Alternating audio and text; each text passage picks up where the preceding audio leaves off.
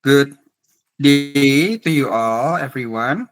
And from you from Indonesia, good morning. My name is Krishna, and I'm part of the committee, and I will also present later on about our research. But right now, I would like to say hi and thank you for joining us today in this event, our BP seminar event. So, good day to Mr. Jonan. Thank you for joining us this early. And also to Miss Johanna as our lecturer, and also other friends of BP cohort 22 that are also the committee and will also present. And my love friends of BP. Okay. So for now, we'll be waiting for a while.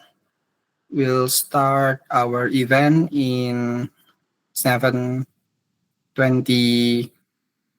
waktu Indonesia Barat ya, Indonesian time. We will still have 7 minutes. So I hope that everyone is ready and will be able to write down some things that you want us later because we will have Q&A sessions later on. And uh, I hope that we will gain of understanding and also a lot of mutual connection from this event.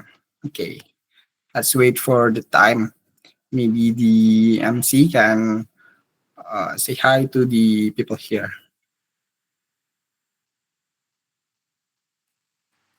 Okay, good morning, everyone.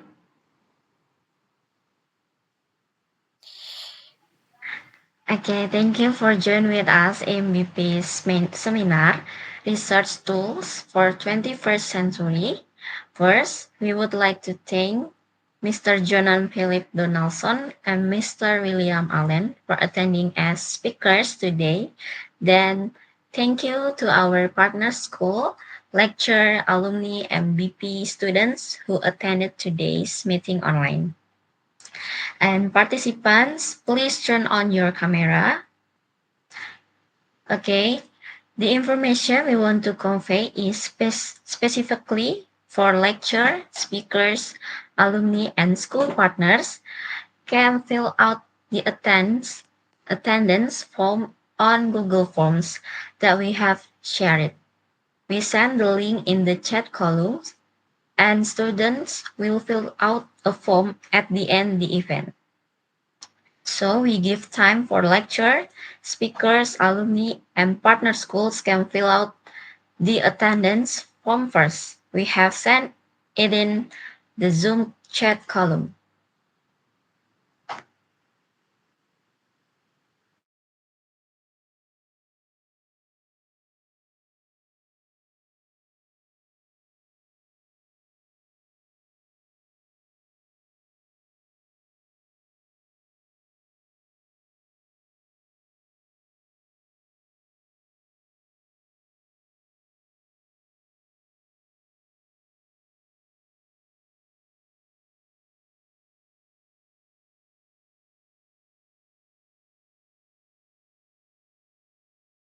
Hello, Mr. Jonan.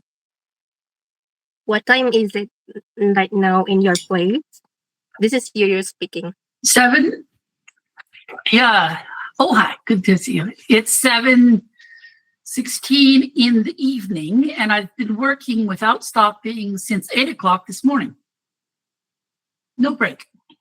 Yeah, thank you very much. So, do you have some coffee or pizza to Nope. accompany you this day? No? Nope. Just water. Okay. Thank you very much for helping us today.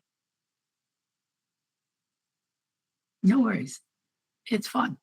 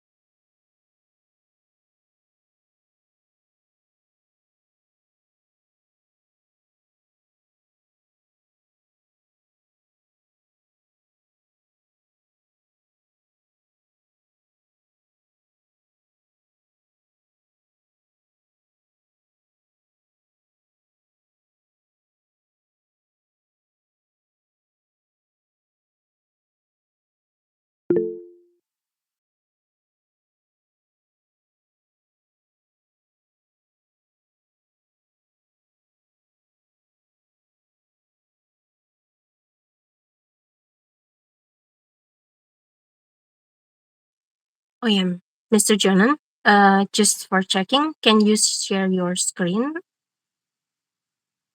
Oh, yeah. I tried a little earlier and it was working, but we'll try one more time. Okay. We can see the screen here. Great then. Nice. Thank you.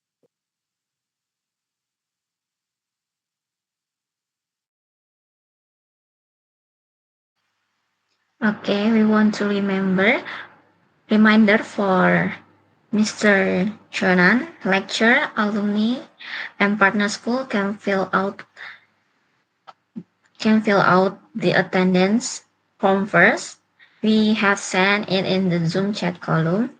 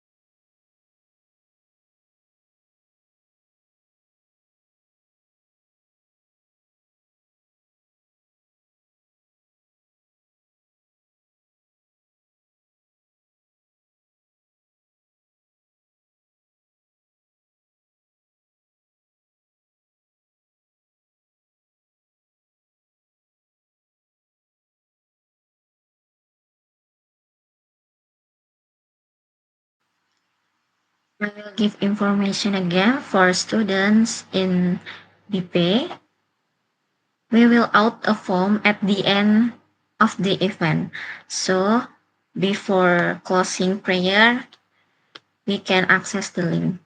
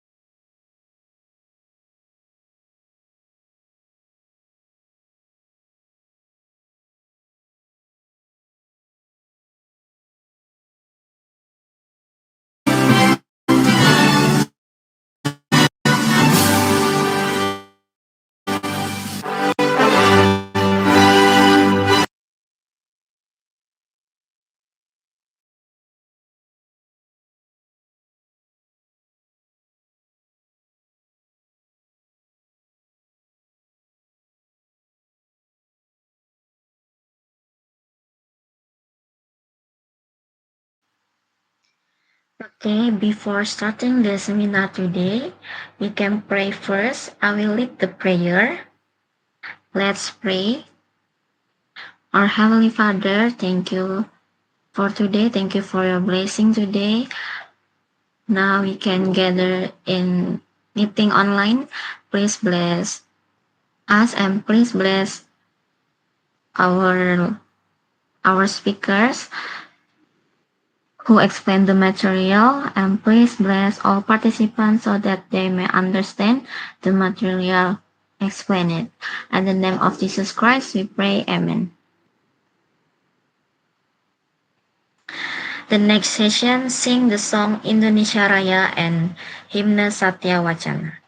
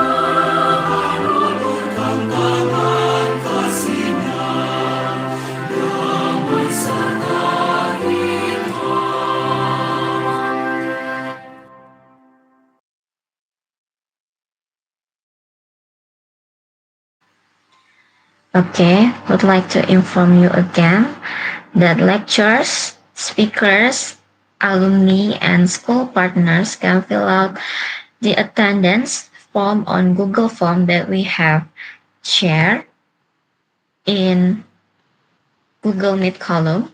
We send the link in the chat, and students will fill out a form at the end of the event before closing prayer. And please, all participants can open your camera. Next session is opening speech and report by Committee Chairman Yolinda.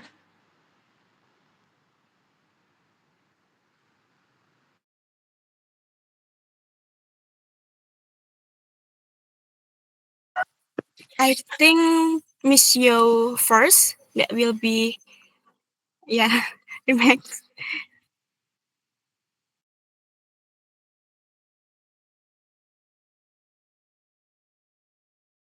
Oh, so let me. Okay, good morning, everyone. It's a great pleasure to welcome you all to today's seminar. For the seminar is Research Tool for 21st century. Okay, so first and foremost, I would like to extend my warmest greeting to first the organizing committee. Thank you very much to organize this seminar or webinar. Yeah, and you are your tireless effort in making this event possible is very cool. And thank you for Miss Yulinda's team. You did a great job. And the second, I would like to thank you for our distinguished speakers, Mr. Jonan and Mr. Bill. We are honored to have your expertise and insight. We cannot wait to listen to brand new ideas from all of you. And then the third, I would like to thanks to the lecturer. Your commitment to academic excellence inspire us. And then for our beautiful students. Thank you for coming to this seminar. So in the future, you are become the researchers and innovators. Thank you for your active participation. I mean, I hope you ask something, um, telling your idea in this webinar. And then the last but not the least, thank you very much for the alumni. I see one alumni join here, but maybe the rest will join us. Thank you, Miss Olga, and also our stakeholders, which is teacher. Thank you for your presence because this is a very important topic. So I think the goals of today's meeting is to foster the deeper understanding and spark new ideas to encourage collaborative discussion, integrating in AI, maybe the AI ethically and effectively in our research workflow, even in the classroom. I'm confident that this seminar will be insightful, engaging, and highly beneficial for everyone here. Okay, so without any further ado, let's the learning begin. Thank you very much, Miss Joyce and Miss Yulina.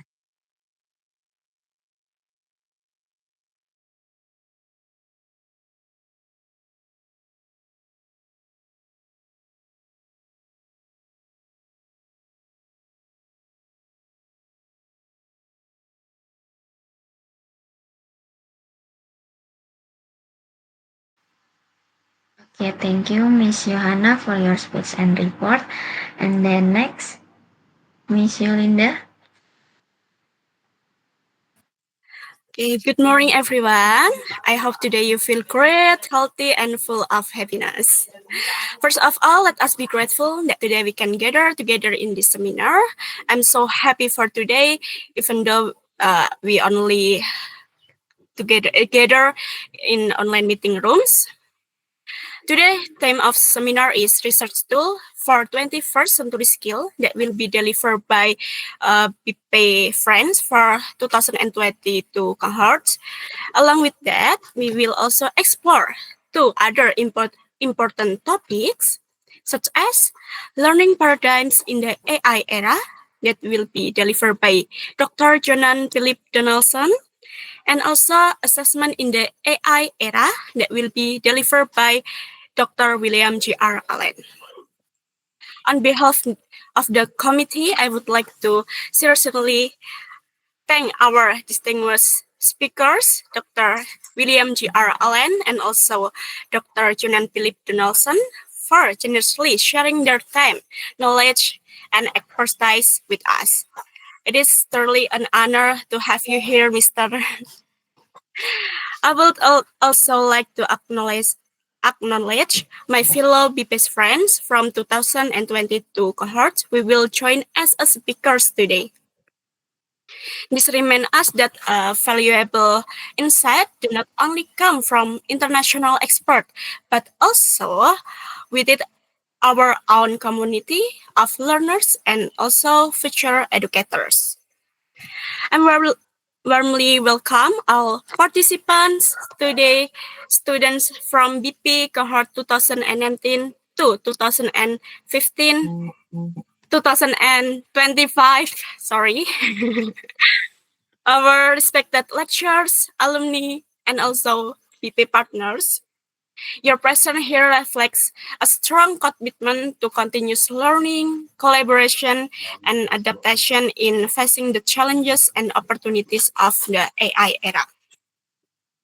My hope is that this seminar will not only broaden our knowledge, but also inspire us to prepare ourselves as educators, researchers, and lifelong learners who are ready to make meaningful impact in the 21st century. With that, I wish you an insightful and fruitful seminar, and thank you.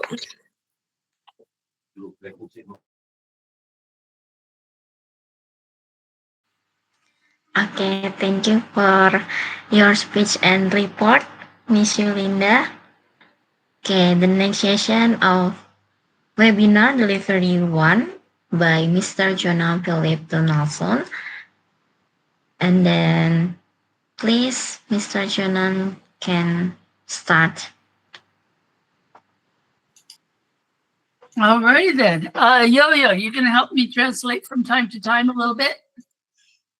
I'm sure the student can speak English, Mr. Jonan. So just fine. Okay, so if anybody needs me to slow down, just please tell me to slow down, and then we can ask Yo-Yo to help, because she's a good friend and we like working together. Yeah. Thank you. So I've retitled my talk a little bit here because of, well, what I've been doing for the last 3 days. I'll explain this in a minute, but yeah, my name is Jonan Philip Donaldson, and who am I? Well, I am a learning scientist. For those of you who don't know what learning sciences is, it's a field that studies what is learning, not just how learning happens, but what is it? And also, how do you design for powerful learning? And at the University of Alabama at Birmingham, in the United States here, I designed a learning design and learning sciences program, actually 2 programs, a master's degree and a graduate certificate that just launched a few weeks ago. So here's my basic assumption. I always say this, and I keep repeating it because I want everybody to really understand this. Everything about learning is complex, messy, and beautiful. Everything. So if learning is complex, messy, and beautiful, any attempt to make it clean and clear and simple will make learning stop. You cannot have learning if you don't have the mess, if you don't have the complexity. You have to have the complexity. So that's the basic idea behind everything I do. So I want to talk a little bit about not artificial. No, it's real. It's augmented intelligence. AI should be augmented intelligence, not artificial intelligence. So I'm going to give you some handouts in the chat here. And this will help if you want to follow along with things in the rest of the slides. And I'll give you some more handouts later. So the first handout, a learning sciences agenda for the age of AI. The second one is some learning theories, brief descriptions. So back to the complexity. When I say complex, I'm actually using a theory called complex systems theory.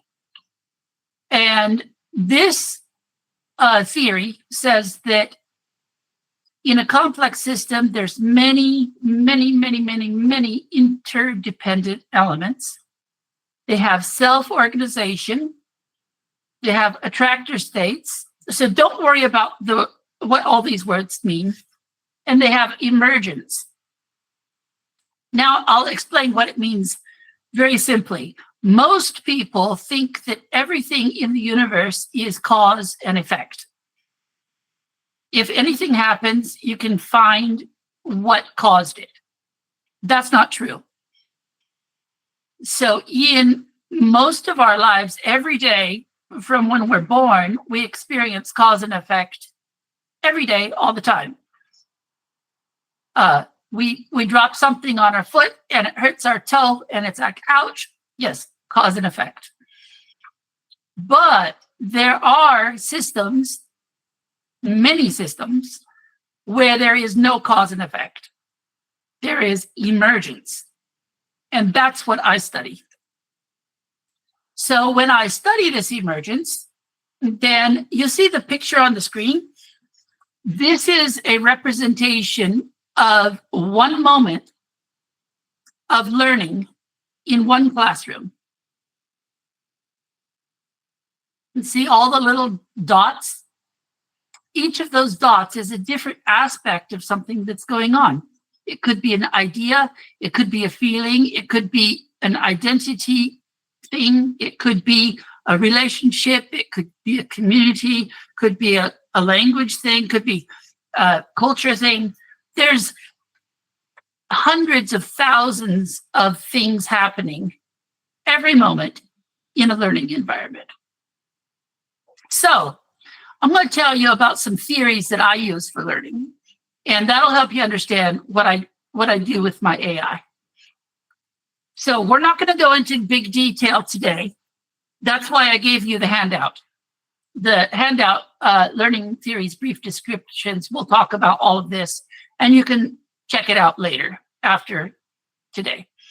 But here's the big theories I use. Cognitive constructivist theory, Jean Piaget. This theory says learning is the individual construction of knowledge. But it's been expanded since then to say it's construction of things and construction of meaning and construction of self and construction of the world. So all of that construction happening. Social constructivist theory, along with some activity theory, you got Lev Vygotsky and Euro Engstrom. This theory says learning is the construction of knowledge not by one person, but by groups of people. And this theory says that learning is not in your head. Learning is in your group, in your context. The next one is called constructionist learning theory. And this one says learning only happens if you make things. Learning by making things. And you have to have, there's lots of elements listed here. These are very important elements, but the important thing is that you construct knowledge by constructing things. And this is my favorite learning theory of all time. I use this learning theory for everything, every class I teach. I use all of the theories, but this is the main one. Situated learning theory. This theory says that learning is, gotta go back. This says that learning is a change in your participation in a community of practice. And so the community is the learning space, not the classroom, it's the actual broader community. So if you're studying math, then your community is mathematicians and the world of math people. And you're engaging with all of those math people in the world. The next one is transformative learning theory. And this one is going to be really important for our discussion today. This theory says that learning is a transformation of your beliefs and assumptions. Learning is a change in what you believe. And if you don't change what you believe, you didn't learn. That's the definition. And how does it work? Well, you start by questioning assumptions about your beliefs, and then you develop new ways of knowing, new ways of being, and new ways of doing. I'll get into some more detail in a moment. Another theory is 4E cognition theory, and you can read all about those in the handout I gave you. But this theory says that cognition or thinking is not, it's not like in your brain, you didn't put an idea. The 4 E's are inactive. That is, any knowledge is verb. There is no noun form of knowledge. Knowledge is always verb. It's always action. And then it's also extended through your tools. It's embodied. Your whole body is, it's not in your brain. It's all of you is thinking. And it's embedded in your context and environment and culture and everything else around you. That's a beautiful theory. And then I use critical pedagogy, which says learning is stopping the bad people in power from doing bad things with their power and disrupting the oppression and changing the world and making it a better place. And empowerment is the main thing. I love this theory. And then finally, self-determination theory, which is about intrinsic motivation. You've probably heard extrinsic and intrinsic. Intrinsic motivation is you want to do something from within you. Extrinsic is you do something because people told you to do it, or you got pressure from your parents. Your parents told you have to do that, or something like that. Intrinsic motivation is good. Extrinsic motivation is bad. So how do you make intrinsic motivation? You make it by having competence, autonomy, and relatedness. And that makes intrinsic motivation. Okay. Oh, I forgot. There is one more theory. This one is the dynamic systems model of role identity. which says that your identity, and you have many identities. Everybody has hundreds of identities. Your identity is very complex, and it has all of these different pieces, and we will not study all of these pieces today. But just a little note, these two people, Joanna Gardner and Avi Kaplan, are my friends. Okay, now to the new perspective, this augmented intelligence instead of artificial intelligence.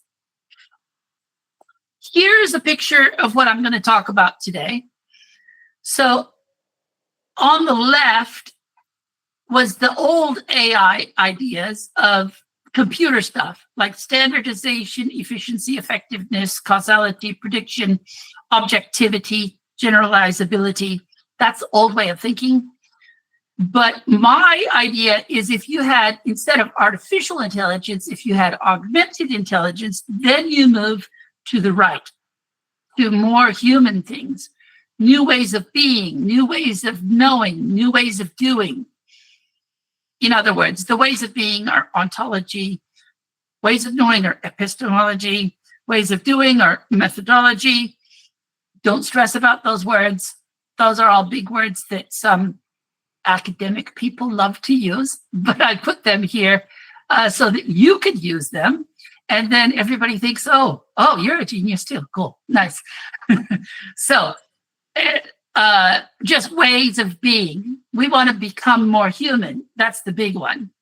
And I'll get into the definitions a little bit more, but I want to give you an example of my research that I was doing Wednesday, Thursday, and Friday. Well, here where I am, it's still Friday. So 3 days I've been working on something. So there is this thing called LENA, Learning Experience Network Analysis. And this is what I'm going to put in the chat here. There's another one. So this is an article about this learning experience network analysis that I invented. So what you do is you implement a learning experience. Well, you design it and then you implement a learning experience. And then you collect some reflection papers and you ask the students what worked really well for you and what did you struggle with. And if you want to do this kind of research methodology, by the way, Stephanus today is probably in our meeting here today. He's an expert at this. He's done it many times. So, okay, so collect the reflection papers, what worked in your struggles, and maybe the meaning of the experience. And then I put it in the software. I use MaxQD Analytics Pro. You don't have to use exactly the same software, but I put it in the software. So each one of these documents is one student talking about what I struggled with and what worked really well and what it means. Okay, then you code the reflection papers for the struggles and what worked and alignment of experiences with principles from theory. So, for example, here's the principles from learning theory. Remember all those theories I was talking about? Cognitive constructivist theory and constructionist theory and critical pedagogy and so on. So each one of these codes here is from one of those theories. And so you see on the right here, I have coded all of the reflection paper. Each of these things that's highlighted is one of the codes. You can't really see what it says. I'm hiding it because of student privacy. But you code for that. And then, of course, you code for the struggles. And there's a lot of them. And then you code for what worked. And there's a lot of them. My code book has 330 codes. So when I'm coding these papers, I have to pay attention to 330 codes. Okay, now you can see what I'm doing with the AI. 330 codes is a lot. It's hard to think about. It's hard to do. And so I give the AI tool Jonan's Lena article, the one I just put in the chat. I give it my code book. I give it the learning theories overview, that same paper that I gave you. And then I say to the AI, attached is an article about the methodology I'm using for a research project. Also attached is a code book for this research project and an overview of the learning theories we use. I'm going to give you a paragraph, and I want you to tell me which codes should be applied to each sentence. Some sentences have no codes. Other sentences could have multiple codes. Please use the definitions of each code when making your decisions rather than the name of the code. Please give me your confidence level percentage for each of your suggestions. If it is possible to apply theory codes in addition to what worked in struggles, we should always try to find a way. This will be more common with what worked. If there's any aspect of a sentence that has something really valuable that is not captured in the code book, please suggest a new code, including a robust definition for the code. Don't do this with theories, only with struggles and what worked. Here is the first paragraph. And then I give it a paragraph from the student. And then it helps me code all the papers. So I'm not going to show you that because it takes a little while. But after I've coded all of the reflection papers from the students, then I conduct network analysis with cluster analysis. This one, I don't use AI yet. So I do correlation analysis, like how likely is it for two codes to appear in the same reflection paper? And then I create a network map from those correlations. So in this network map, each little dot is one of the codes, like a struggle or something that worked or something from a theory, a principle from a theory.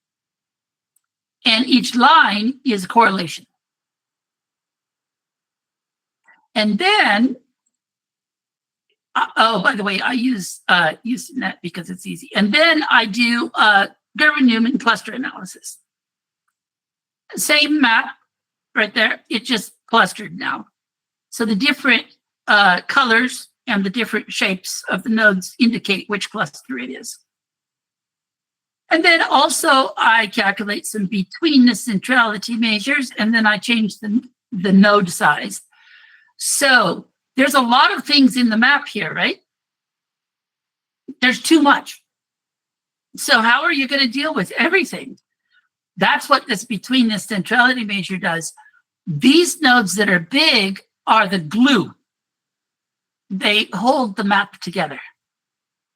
So if you change one of those big ones, then you change the whole map. And then after you've done that, network, you make the beautiful network map. Then you do interpretation and design moves. How? Oh, not yet. Sorry. I want to tell you how I do something here with the AI. So I give the AI tool my map, so a network map. And so I say to the AI, count the number of nodes in each cluster, and then I tell it about it. And then I'm going to share a different screen real quick.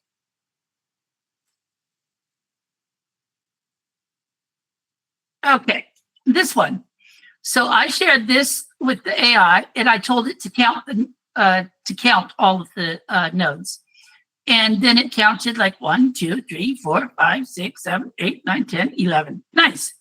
And then it said there's 11. And then I told the AI to just to write the labels of, so each one of these, you can't see it, it's too small, but to write down what it was.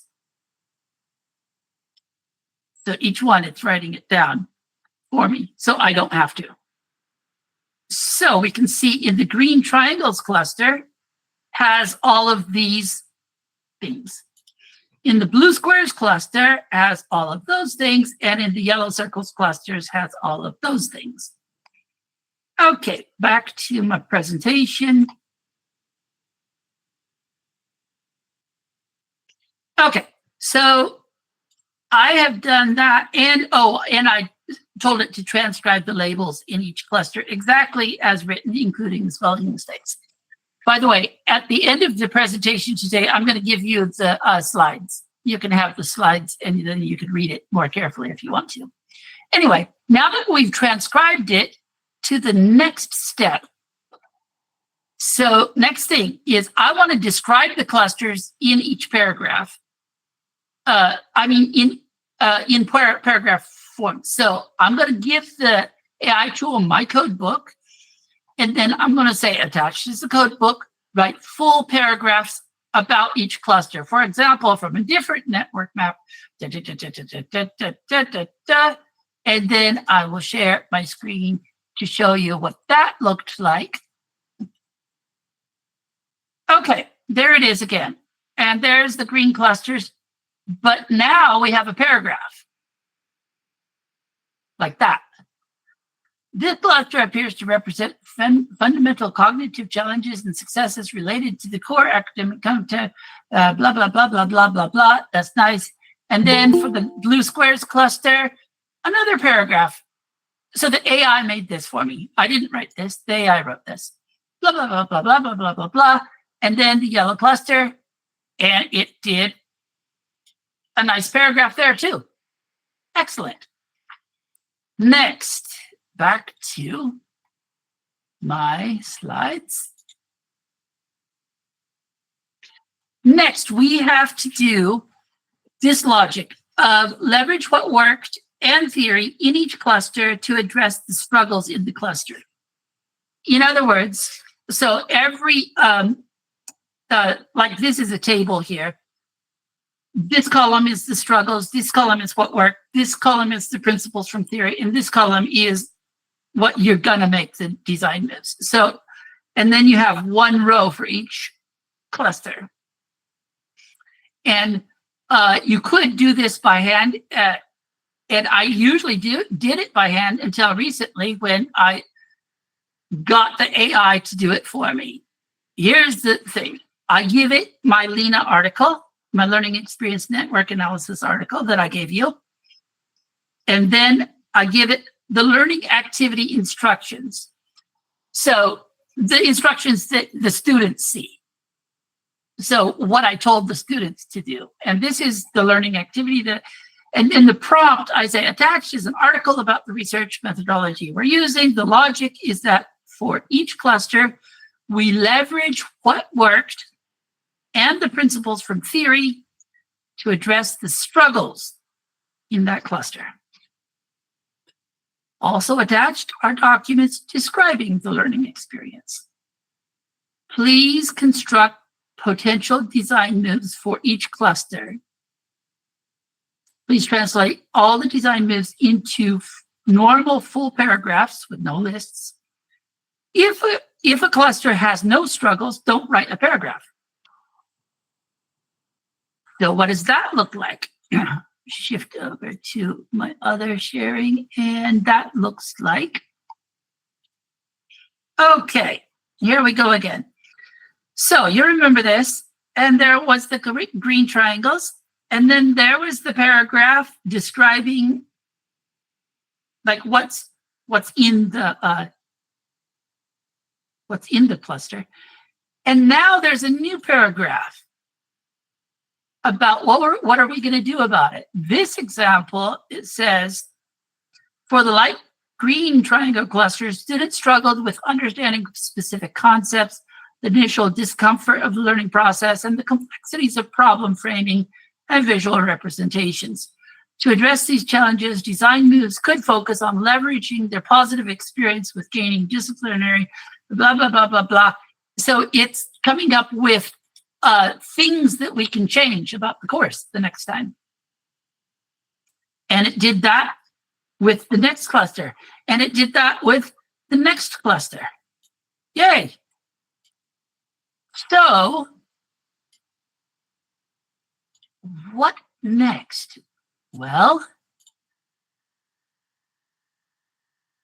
so next I write a paper. Oh, by the way, this repeat stuff, I'll explain this in a minute. So write a paper using all of that stuff that the AI gave you. You'll say, okay, I will describe this cluster, but I'm not going to copy and paste from what the AI said. I'm going to read what the AI said, and then I'm going to write my paragraph. And then I do it with the next cluster, and the next cluster, and the next cluster. And then I try to figure out what it all means, and I write a conclusion. And then I write the methodology, and then I write the introduction. But I don't do a good job of it. I write very messy and very fast. And then I give the AI a draft of my paper. A draft of my paper and the review criteria document. So, for example, if it's for a conference, then you might have some review criteria. I can give you an example of this real quick. I'm going to show you what that looks like just from one of my conferences, the conference that I was working on today, which is this one. Oh, that's a little bit too big. Okay, there we go. So for this conference, they want to know about the relevance and grounding. They want to have a theoretical framework. They want to have methods and procedures. They want to have, are the conclusions good? Will this advance the field? And this conference is the learning sciences. And then is the formatting good? And then overall rating. What do you think about that? So this is actually, this document is the document that I use when I review other people's paper in this conference, which is something I encourage all of you to do. Please be a reviewer for conferences. Why? You'll learn so much and it makes your papers much better. Okay, so back to our example. Okay. So here's our example. You remember, So I had asked with the prompt I gave to the AI, and the AI said, this is good. This is very good. And the AI said, strongly agree. And then it said, strongly agree. And then it said, strongly agree, strongly. It said all 5s on everything except for the formatting. It said 5 on everything. Why? Because, well, this example I just gave you was the most recent one I did a few minutes ago. Well, about 2 hours ago for my paper. The first time I gave it to the AI, it was like 3, 2, 3, 4, 2, 1, 2. It was pretty bad, but it gave me ideas on how to make my paper better. And then I went and made my paper better. And then I did repeat, and then repeat, and then repeat, and then repeat. And I repeated probably 10, 15 times. So the AI gives me feedback. I make it better. Try again. Same prompt every time. Exactly the same prompt. This prompt. And every time I give it the review criteria document along with my updated paper. And let me tell you a story. So my favorite conference in the world is the International Conference of Learning Sciences. And I used to make about 7 papers every year. And they would get reviewed, and I would get about 2 of them accepted. But after I started using the AI like this as my partner in thinking, augmented intelligence making me smarter, then I have been submitting like 7 or 8 papers every year and getting 7 or 8 papers accepted every year. This is really good. I love this. So again, I'm not copying and pasting into the journal article at all, ever. But I can show you what my article looks like that I just finished a few hours ago. There it is. This is what I submitted. My name is last because this is the teacher who teaches the course that this data came from. And this is my student who helped with coding the data. And then I just wrote it up, but I put myself last. Anyway, this is what the paper looks like now. And I think it's going to be accepted. And you're going to be able to come to this conference and see this paper. Yay. So back to my slides.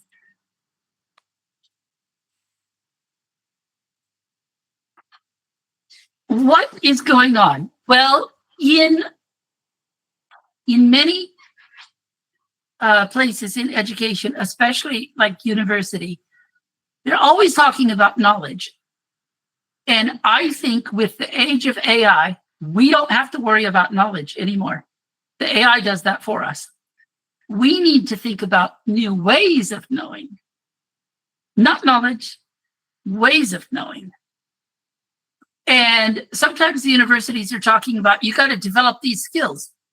I don't think so. The AIs and the robots will have all of the skills. You don't need the skills.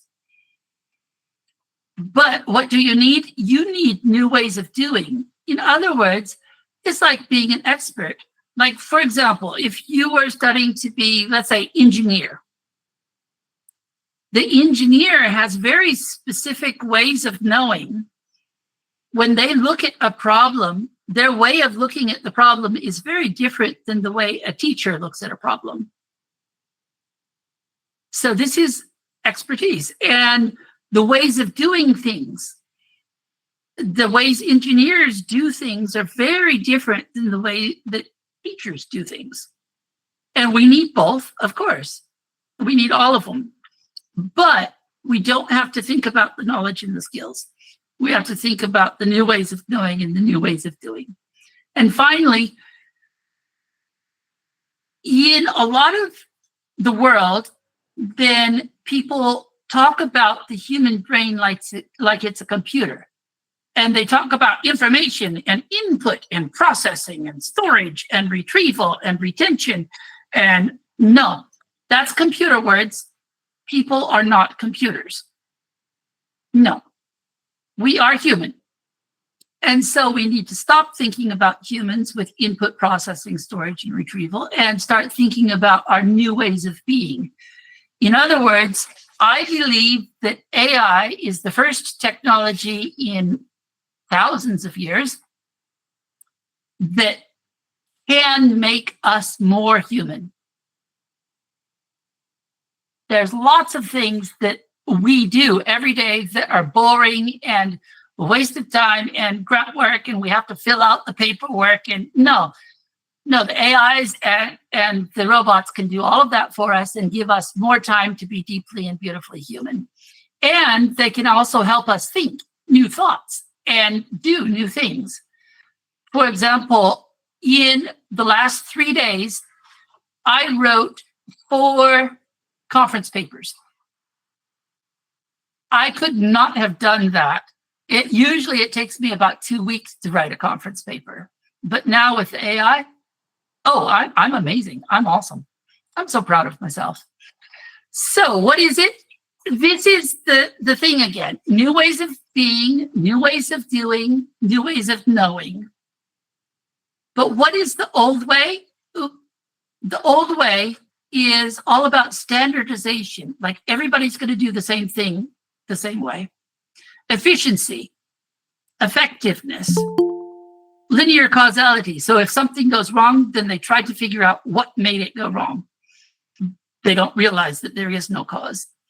They're obsessed in the old way. They're obsessed with prediction if you do this, then that will happen, and controlling things. And also, they're obsessed with this objectivity and generalizability. And they're saying, like, your sample size is too small and it's qualitative research, so you don't have any generalizability. That's not useful. The new way of thinking with this augmented intelligence, it's all about local optimization, human flourishing, creativity and innovation, emergence, the complexity. Everything is about learning is complex and messy and beautiful. It's all about expansiveness and agency, especially learner agency, but also teacher agency. Agency as in the learners need to have more authority in deciding what they're going to learn and how they're going to learn it. And the teachers need to have more agency in what they want to teach and how they'll teach it. So we need less of this standardization that's telling everybody do the same thing same time. And then also this last one is some big words you don't have to really know about it. So instead of objectivity, we have intersubjectivity. That is relationships. And situative means that, for example, when you're doing research, the goal is to understand that context, not to say something that will work all over the world in any situation. That's not possible. We are human beings. We're complex and messy and beautiful. So that is what I wanted to talk about today. How are we doing on time? We got time for a little bit of discussion?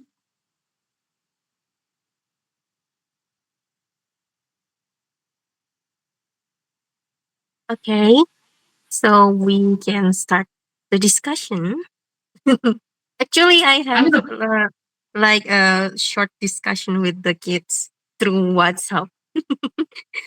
I asked whether they have done like what you did, and like they say, yeah, a bit. And then maybe they have some question for you because they already done it from 2022. Maybe you can share something or ask Mr. Jonan what is the struggle doing or writing the research using MaxQDA and AI and things. Someone maybe can share. Oh yeah, Intan, please.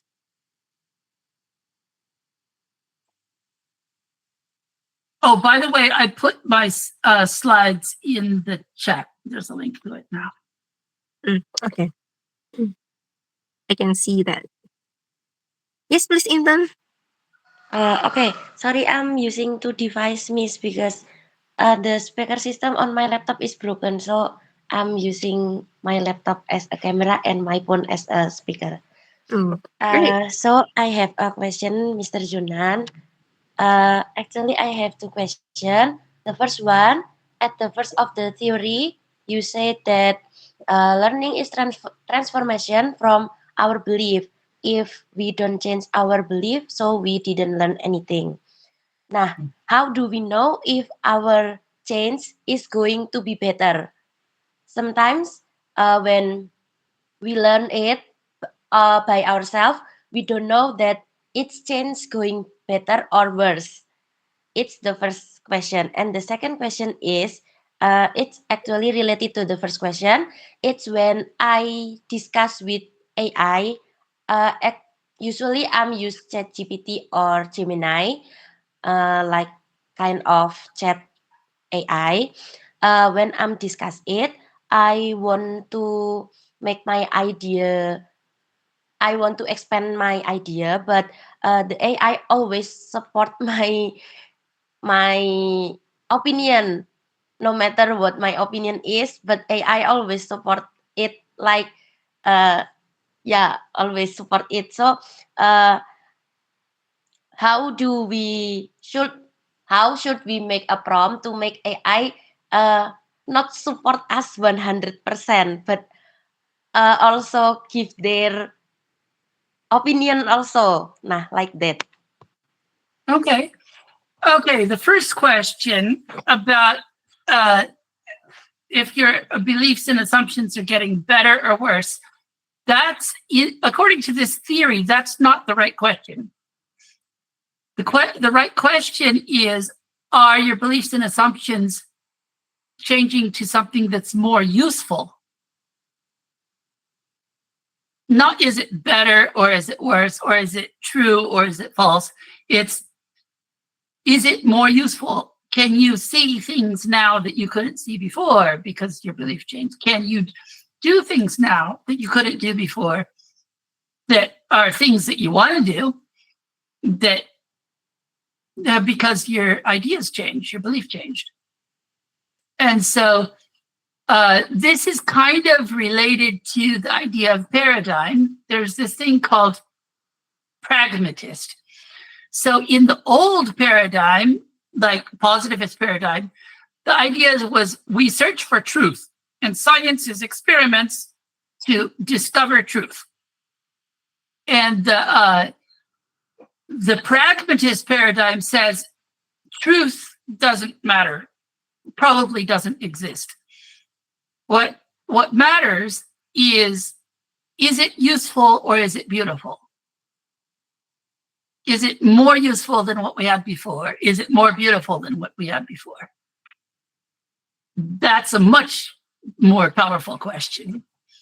As to the talking to the AI, so there's many different ways to go about doing it, and I think you should try all of them. But for your students, you have to make sure that your students are not asking questions. Because, in other words, we don't want our students or ourselves to think that the AI is a source of information or knowledge. No, Google can do that. Well, the AIs could do that, but we don't need that. What we need is to use AI in ways that AI can be most useful. So, for example, I showed you today what I did is I made a bunch of stuff. For example, I made a network map and I gave it to the AI and then I worked with AI. Or I made a huge code book of all of those codes from the theories and from the struggles and what worked. I made that code book myself. I gave it to the AI and I also gave it a paper about learning theories. I made that paper about learning theories.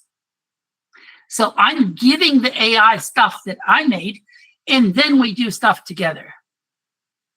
So in that way, I don't think we have to worry about if the AI is agreeing with you much. But in other situations, if you're having a conversation with the AI, which is sometimes good, then I usually tell it to take on a role. Before I start talking, I'm like, you are a learning scientist. Okay, let's have a discussion. Or I'll say, you are an elementary school teacher. And I tell the AI, you are in this wonderful school that has project-based learning and it's awesome and you are awesome. Okay, let's have a discussion. So I always start those conversations by telling the AI who they are. And that way they don't try to make me happy and they don't try to agree with me all the time. They just play that role. And that helps a lot. Yeah, thank you.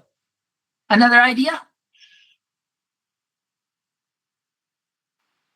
No, I'm agree with your answer. Thank you, sir.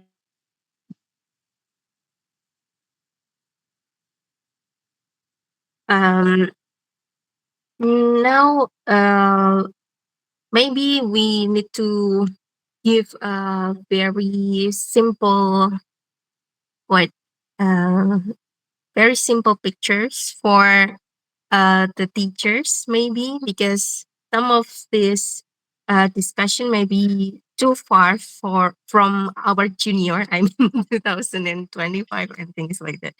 Uh, So how to apply this kind of uh research AI, using AI and things like that, through the teacher, or I mean, like, can they find problem from doing coding and things like that, or they just can find, what else?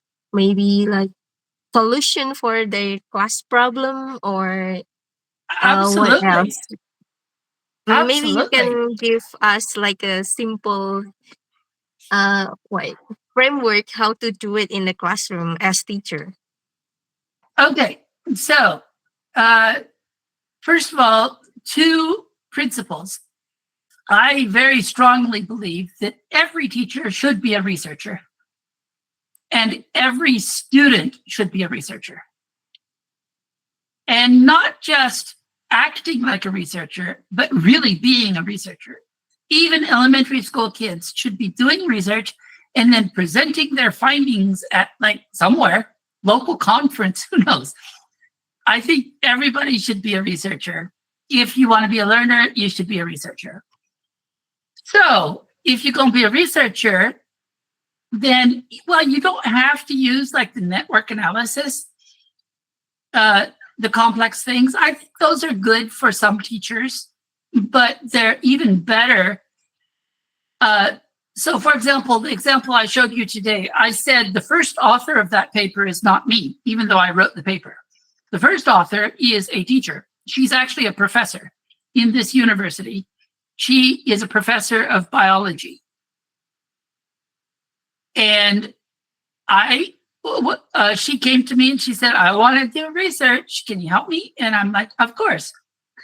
So her students wrote the reflection papers, and then she gave the reflection papers to me. And then my student coded the reflection papers. And then together, my student and me and the teacher made the network map together. And then we did the interpretation together. And then the teacher has wonderful ideas. And you see, the teacher doesn't need to learn how to do the research, but the teacher is still part of the research team. That's the trick. I think we don't need the teachers to learn how to do the complicated things, but we need to learn how to work with all of the teachers. And then as the teachers get more experience with using AI and doing research, then start pushing them into saying, okay, now have your students do it. And you help your students do it. And I'll help you while you help your students. Yeah, that sort of relationship. So instead of like principle, like simple things to do, I think it's ideas to have. Like every teacher should be a researcher. Every student should be a researcher. It doesn't have to be big research. It could be small research, but research is always best together, not by yourself. So making teams is good for research, but also even using AI. I think of my AI as a team member. Okay. Now what I see from what have we done in the classroom, some of my students cannot determine the code. I mean, That's why what should they put it? Oh, yeah, they need to ask the AI how to help them make the code book. Oh, okay.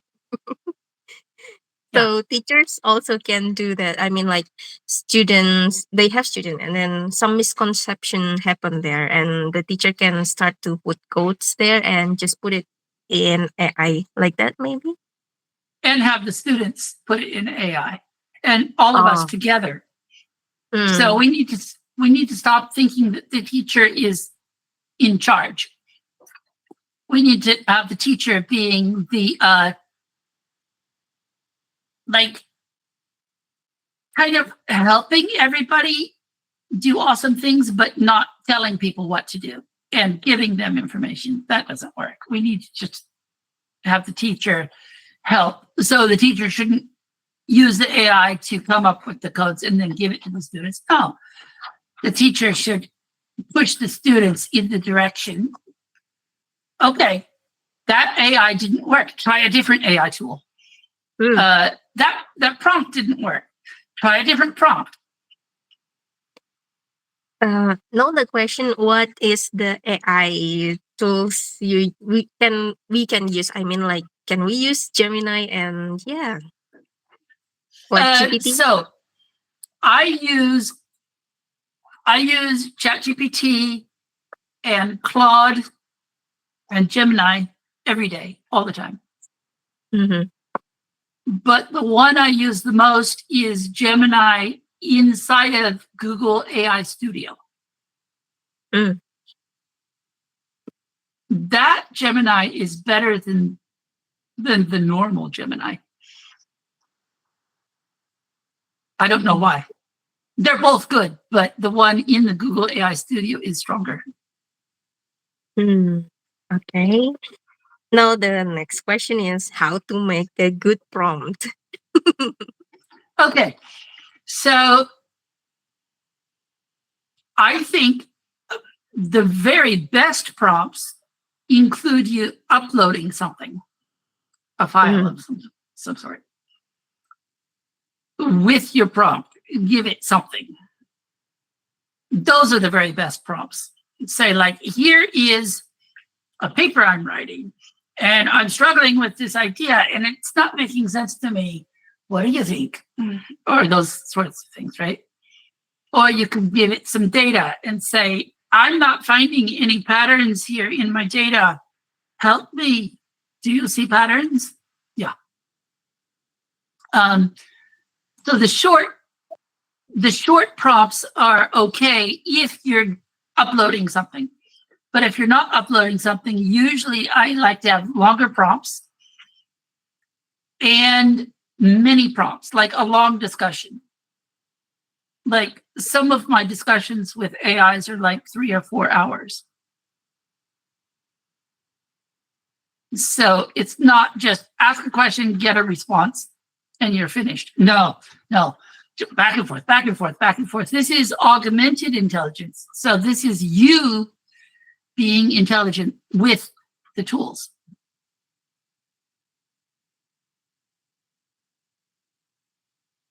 Okay.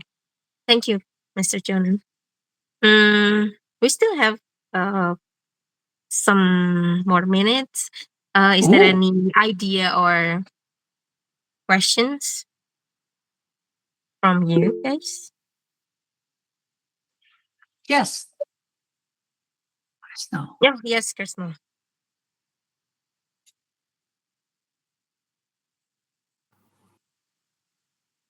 Okay. Krishna? Okay. The camera is still turning on. I'm sorry that I have turned it off before because of my data plan. So, Mr. Junan, I would like to ask that in learning sciences, in one of the theory is that I believe it's transformative learning theory that we must ask our assumptions and change our belief and then build upon that in cyclical cycles. What I want to ask is that how can we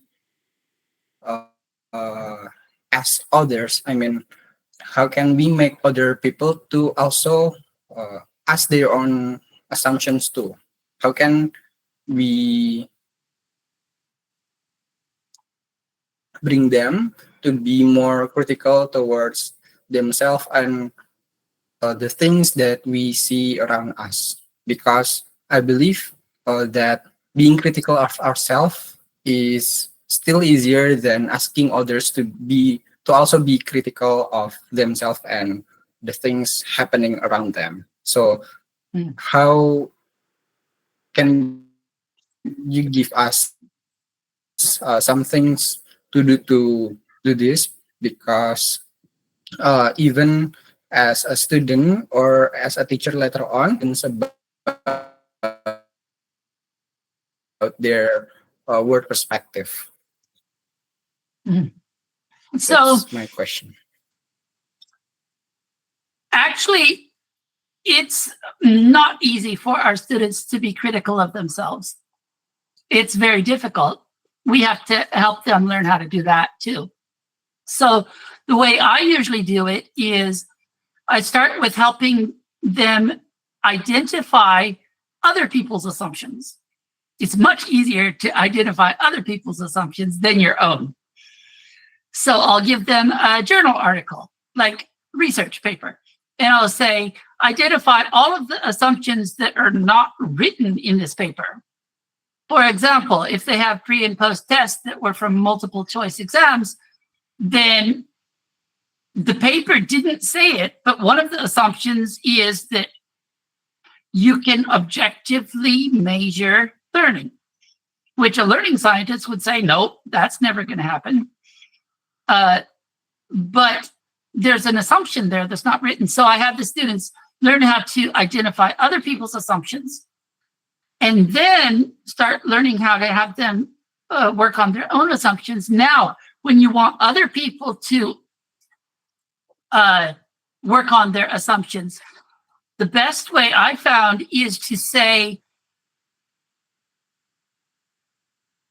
there sometimes when we talk about something, you use the same word that I use, but you have a different meaning for that word. So we need to have a good conversation and work together good. So how do we do that? Well, let's look at all of our assumptions together and see if we can come together on some assumptions.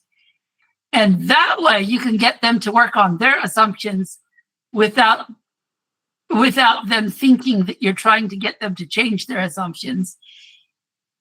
We're just trying to come together on some ideas. That's the easiest way I found. Oh, by the way, but the AI, it's fun asking them to the AI to check their assumptions. Like it'll give you some paragraphs, some information, some ideas, and then you say, oh, could you please identify all of your assumptions in what you just wrote? It's fun. I do it all the time.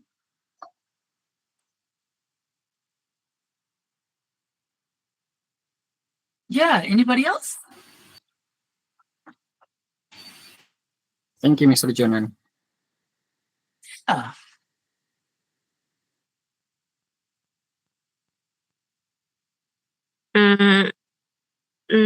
What if this is a bit different questions from Krasno, but because some of us will be a teacher later, um, is that possible that we are not using Max KDA, just AI? Oh, soon, but not yet. Oh, okay. Soon. The AIs are not good enough yet.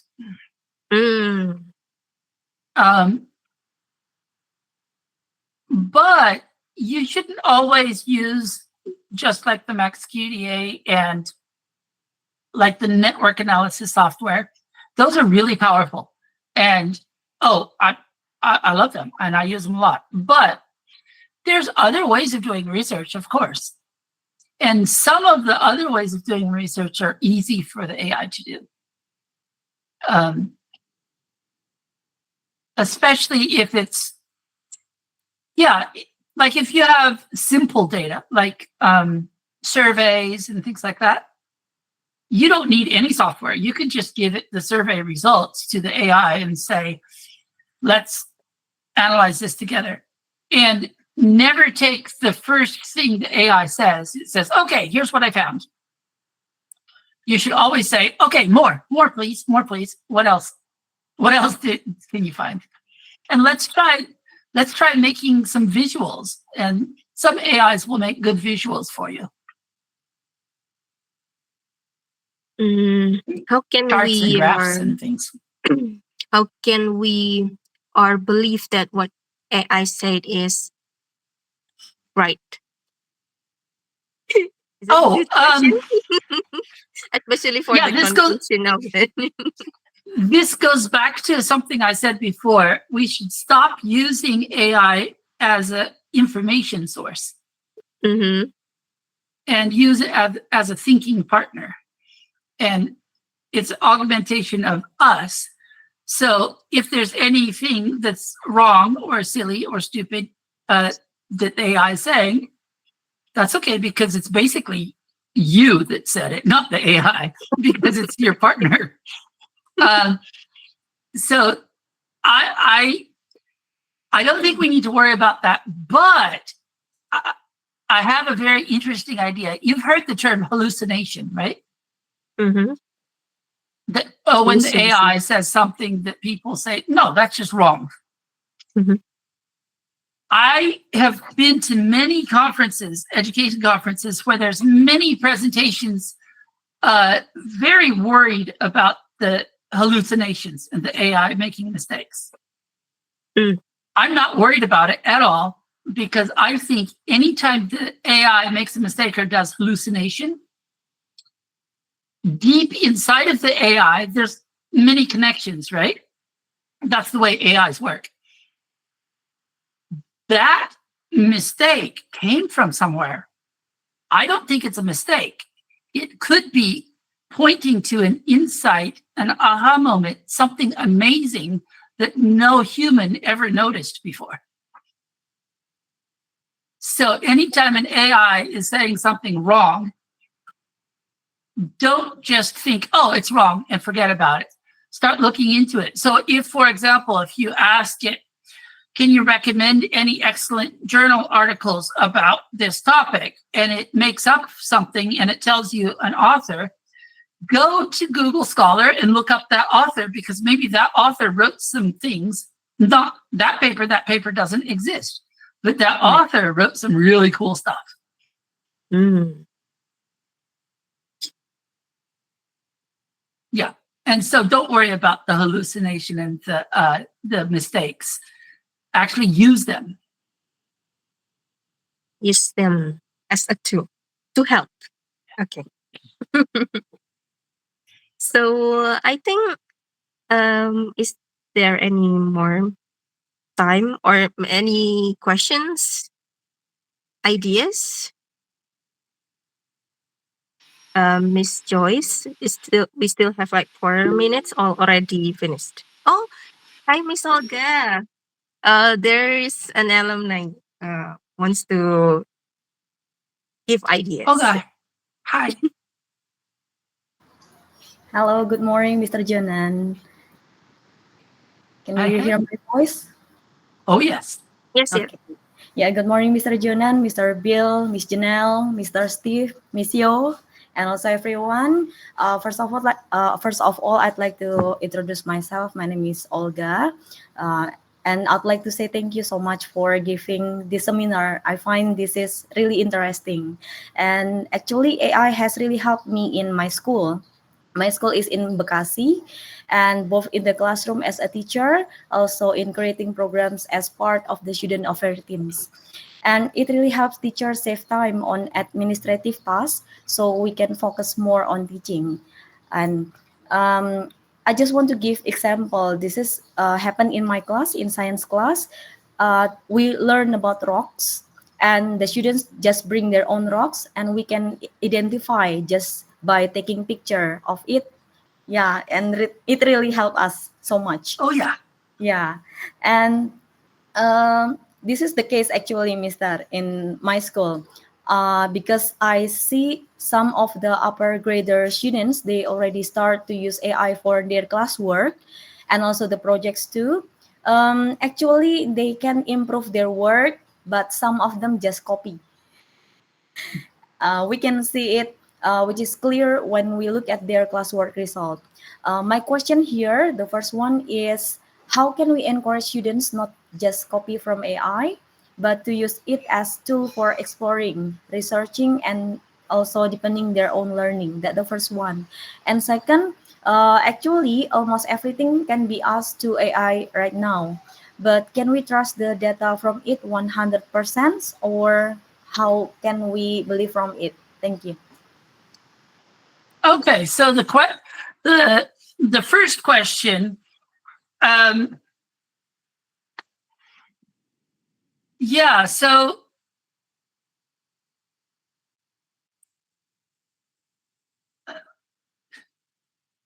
can you say the first question one more time?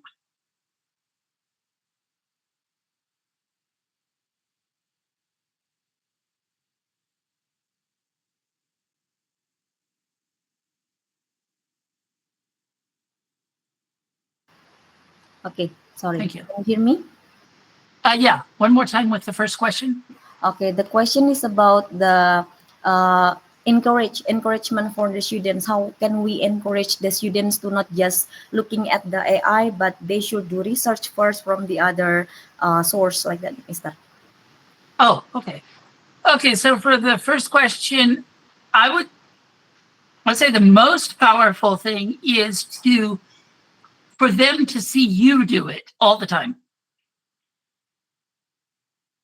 Your students should be seeing you using the AI, because the way you use the AI, they'll be like, oh, I didn't even know you could do it that way. Because right now they just think that the AI will do something for them rather than with them. And so if you could just always be using AI, like in the classroom and other contexts where you're with the students, just use the AI all the time and show them, and they'll start to develop better habits. And we don't have to worry about them copying and pasting. But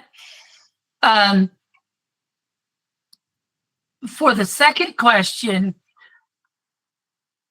you talk about trusting what AI does. I think if you're using the AI in a way that you have to decide, should I trust it? You're using the AI wrong. A good way to use the AI is to be helping you do stuff, not to get information. So helping you do things. And then you don't have to worry about trusting it because you told it what to do. You told it what you're trying to do and trying to help you do. And so you're doing it together. That's the powerful way to use AI. Most people don't do that. Most people think that AI is excellent information. No. That's okay, but no. Now, one last idea. I could be really radical, and I could tell you the way I tell my students. I tell them that there is no such thing as truth. So you don't have to trust the AI or not, because everything in the world was invented by human beings. And they say, no, there's a tree right there. And I'm like, no, we invented the idea of tree. In nature, there's no difference between a tree and a little bush and even the grass. And I mean, in nature, there's not these ideas that humans have. And even things like math, most people think math is like telling the truth, like 1 + 1 is 2. That's not a truth. That's the rules of the game. Math is a game. People invented the game. It's a beautiful game. I love the game. Let's play this game. But many people make a mistake in thinking that it's actually a truth. It's not a truth. It's a game. Let's play the game. And the same thing with most things that people call knowledge or truth. People made those things and people can change those things, which means we don't have to worry so much about, is it true? Is it false? Those sort of questions, I don't know. I don't think they're very fun. I think it's much more fun questions like, is it useful? Can I do new stuff that I couldn't do before? Is it exciting and powerful, wonderful? Is it causing harm? Is it hurting somebody? Okay, stop doing that. Don't do that. Yeah. Thank you. Thank you, Mister. Yeah, thank you, Miss Olga. This is the best practice of AI in a classroom. Okay, I think we run off the time. Thank you very much for all the participants, all of the ideas, all of the questions, and especially thank you for Mr. Jonan accompanying us for giving your ideas. That maybe I can. My best note in my notes here is learning is messy and beautiful and complex. But I love the messy and beautiful one.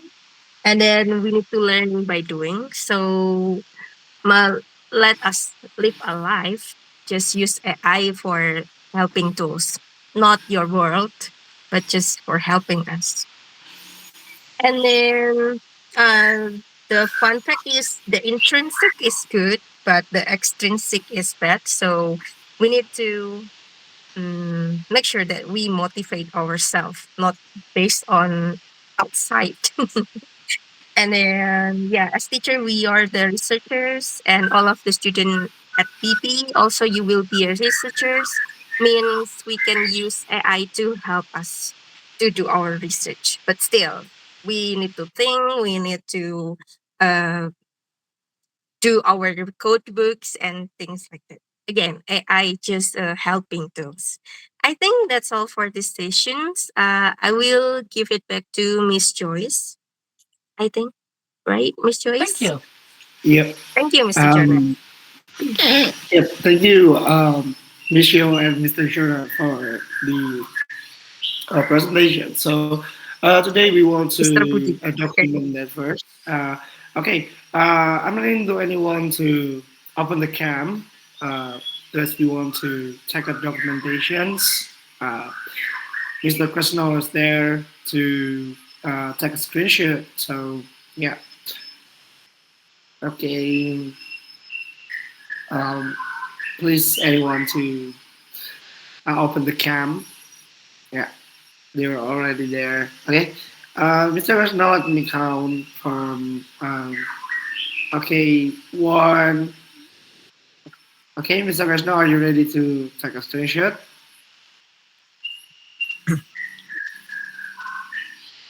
Okay. One, Okay, two, sorry. three. Uh, my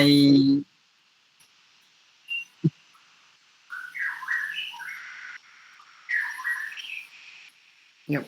Okay, I'll take a screenshot. One, two, three. Okay, one more time. One, Smile. two, three. Yes. Okay, I think one more time again, because, yeah, You okay. sing freestyle or something, Mr. Budi? Yeah, Freestyle. okay, one more time.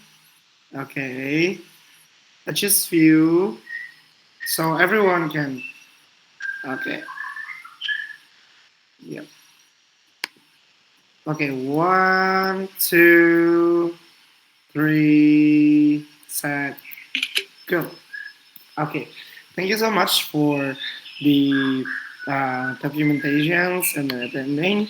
So we're going to BB presentations. There will be a first group that will be Thank present today. Yeah, thank you, Mr. Jonan and Miss Yu. So the recent presentations will be presented by Alia.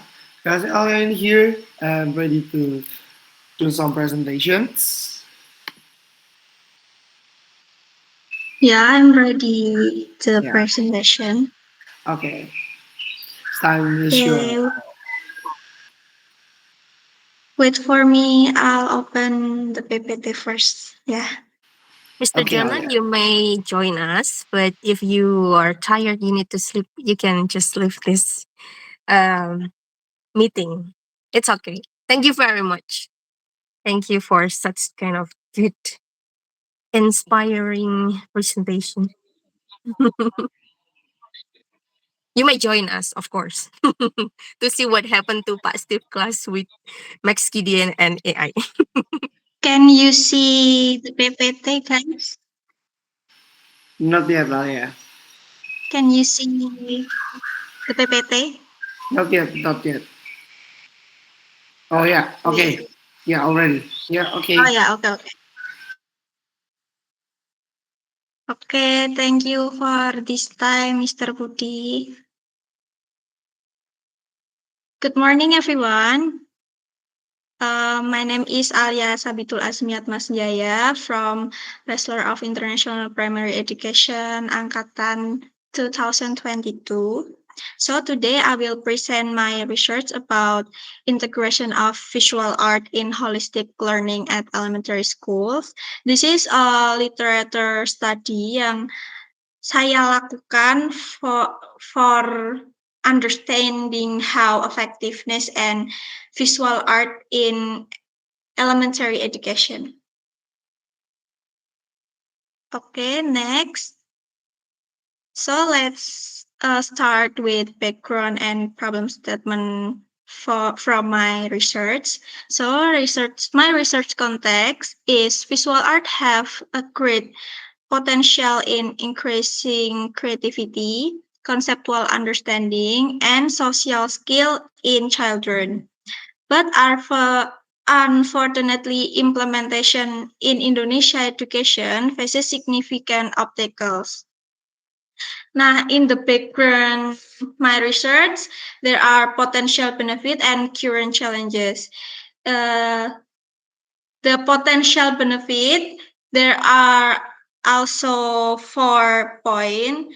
The first, enhance conceptual understanding, increased learning motivation, and then improve motor and special skills, and better communication and teamwork. And the current challenges, there are limited teacher understanding, inadequate facilities and resources, dominance of conventional methods, and policy and curriculum limitation.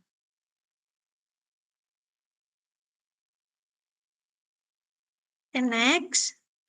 So from here, I formulate 2 research questions. For the first, how effective is visual arts in enhancing holistic learning? And the second, how is current visual art implementation in Indonesian elementary schools? And then yang quite surprising is currently status only 30% of Indonesian elementary school actively integrate visual arts. So, jadi di Indonesia ini masih very few. Okay, next. We move to objective and methodology my research. My research objective is to analyze the effectiveness of visual arts in holistic learning at elementary school through comprehensive literature review. Nah, I use methodology. I use design methodology is literature review with descriptive analysis, and the database I use Google Scholar, and the search terms I use Boolean operators like END or and or, and the criteria I use from 2019 until 2024, 4 years, and the minimal citasinya aku menggunakan 10 citasi. I use 10 citations. Nah, saya juga menggunakan software dari MaxQD AI like Mr. Jonan. And then for literature selection, the initial article, I found 50 articles, and the selected for analysis, just 20 articles. The case studies yang saya highlight, there are 6 articles. Dan saya melakukan quality assessment-nya with critical appraisal conducted. Nah, search strategy yang saya gunakan antara lain visual art and holistic learning, visual art or student creativity, and art-based learning, and elementary. Nah, ini and then or, ini contoh dari search term Boolean operators. Okay, next. We see my key research finding. The major activeness results yang menurut saya sangat menarik from Anderson and Lee 2020 years found 40% increase in conceptual understanding, and Rahmawati et al. 2022 found 25% increase in learning motivation, and there significant improvement in motor skills and spatial abilities. Nah, di key research finding ini ada proven benefits. Nah, proven benefits yang terbukti itu there are 4 aspects. The first, cognitive. Cognitive is better abstract concept understanding, and the second, affective. Affective is higher engagement and emotional well-being. And then the third benefit is psychomotor, and then the last benefit is social. The supporting evidence, the supporting evidence-nya from Brown and Brown 2021 is enhanced student engagement. And next, Virtanen et al. 2021 is reduce academic anxiety. And Thompson and Green 2023 is better communication skills. And the last supporting evidence-nya from Setiawan and Haryanto from Indonesia 2023 is cognitive development.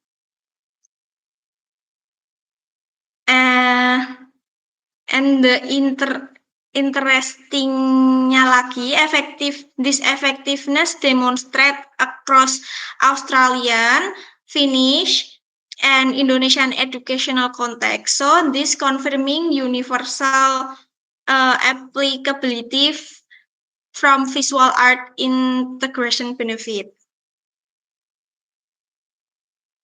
Okay. We move to critical appraisal summary. Saya highlight 6 studies yang my opinion most significant. The international studies from Anderson and Lee from Australia with 120 citation found 40% increase in conceptual understanding, and Virtanen et al. 2021 from Finland with 85 citations showed reduced academic anxiety. And then the Indonesian context or Indonesian studies, there are Rahmawati, Setiawan, and Haryanto, and then Indika. Nah, ini proof that visual arts integration work in context lokal with significant improvements.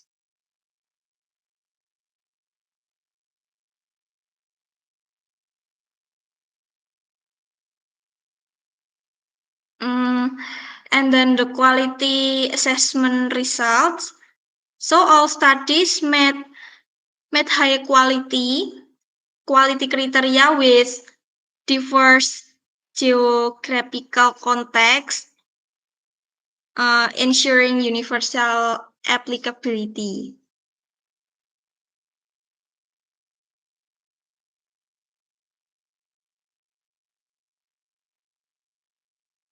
Now, let's discuss implementation and challenges. So there are also 3 main categories from barriers yang I identify. The first categories is teacher-related barriers. So limited understanding of art-based methods, insufficient training in creative pedagogy, over-reliance on conventional approaches, and lack of confidence in art integration. The second, research constraints. There are inadequate art facilities and spaces, and then limited art supplies and materials, poor technological support, and insufficient visual aids. The third main categories from implementation challenges ini, there are systematic issues. The systematic issues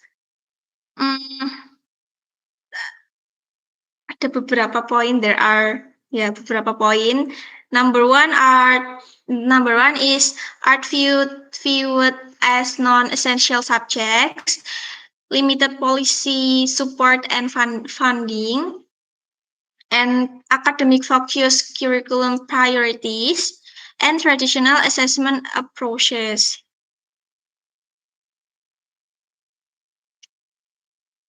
Nah, untuk research evidence-nya, I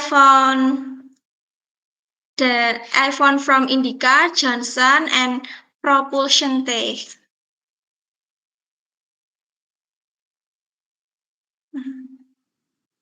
Nah, yang concerning ini adalah 70% of, sorry, I cannot see. 70% of schools yang masih predominantly use conventional method, so jadi masih banyak gap-gapnya. Oke, selanjutnya based on my finding, there are strategic recommendations for address the challenges. The first, teacher development, is comprehensive training. Comprehensive training is art-based pedagogy workshop. And then continuous professional development, it's like regular skills updates. And mentoring program, it's like peer support systems. And the certification program is specialized qualifications. The second is infrastructure development. The infrastructure development, there are 4 points. The number one, facility upgrade, research provision, technology integration, and the last, learning environment.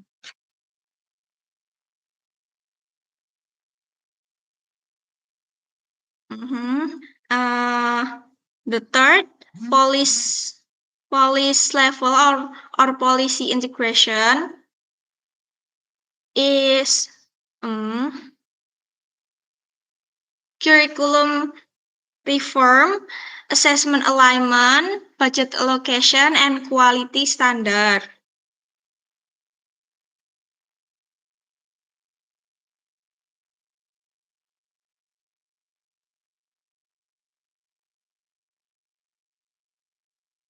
Nah, timeline yang saya rekomendasikan, there are 3 phase, yaitu phase 1, 6 bulan teacher preparation, phase 2, 1 tahun pilot implementation, and phase 3, 2 tahun full integration and evaluation.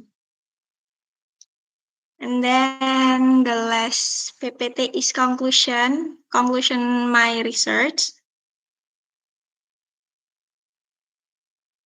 So visual art demonstrates significant positive impact on holistic learning in elementary schools, and the 4 major benefit yang terbukti with concrete numbers: 40% conceptual understanding and 25% motivation increase. Now, this research provides evidence-based analysis, identifies implementation challenges, and offers strategic framework for policymakers and educators.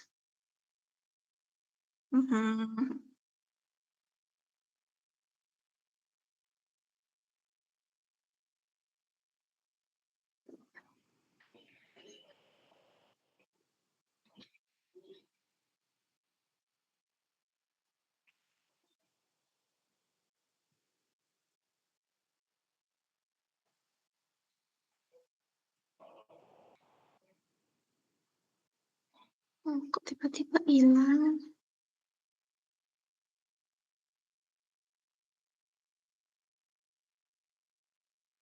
Bentar ya teman-teman, tiba-tiba laptopnya agak nge-lag. Ya.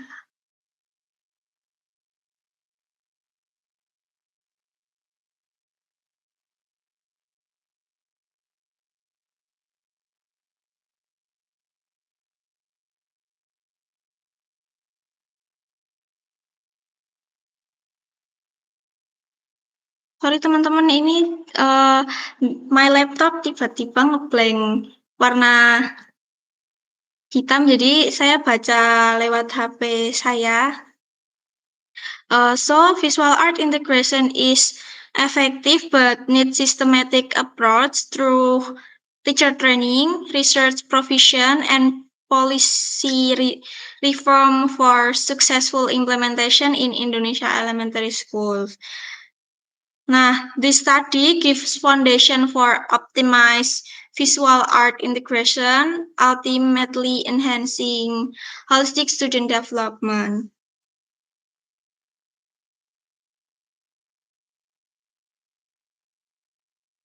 The next slide is closing. So thank you very much for attention.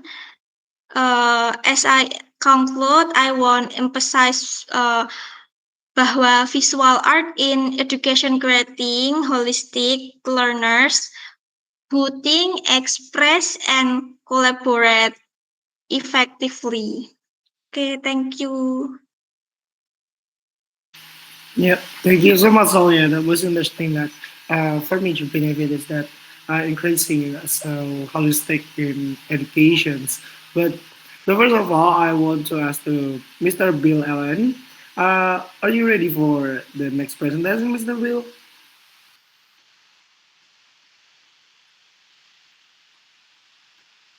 Oh, sorry. You're muted. You're muted.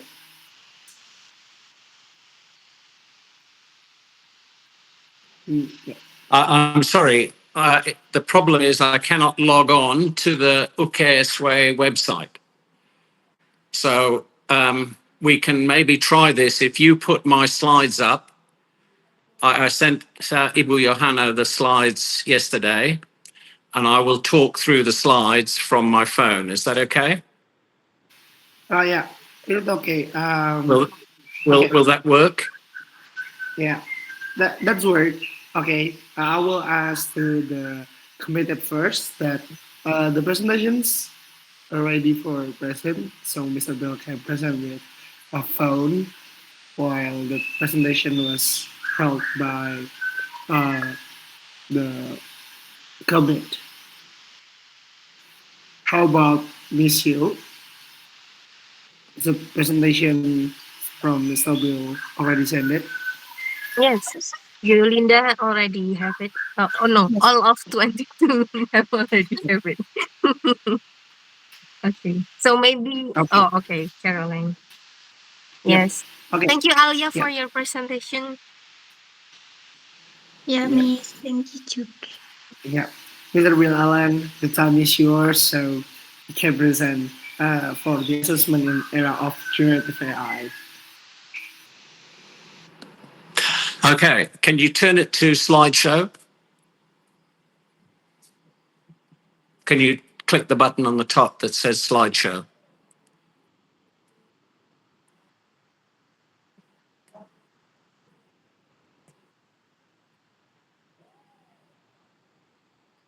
So that it comes up as a PowerPoint slideshow. Bisa di slideshow, Caroline? Di mode slideshow. No. If you go up on the top bar, you've got file, which is then you've got home, insert, draw, design, transitions, animations. Then you've got slideshow along the top, very top of the page that's open.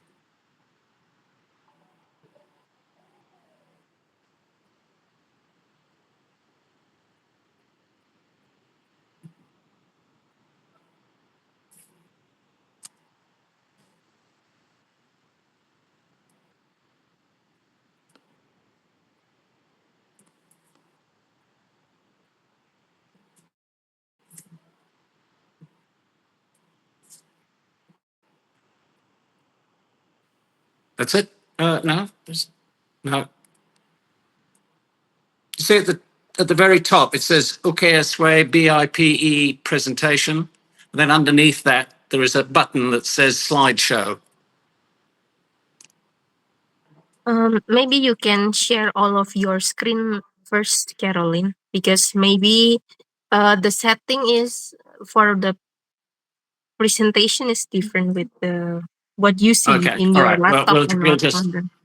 Okay. I'm sorry. All right. Sorry. Okay. Wait. Okay, we will wait.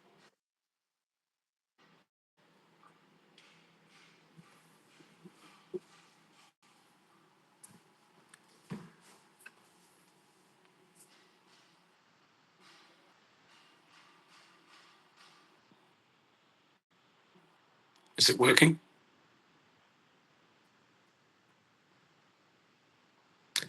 Okay. That's the best we can do then. Okay. Well, if I just put my hand up, if you can move it to the next slide, to the next, from the bottom right. So.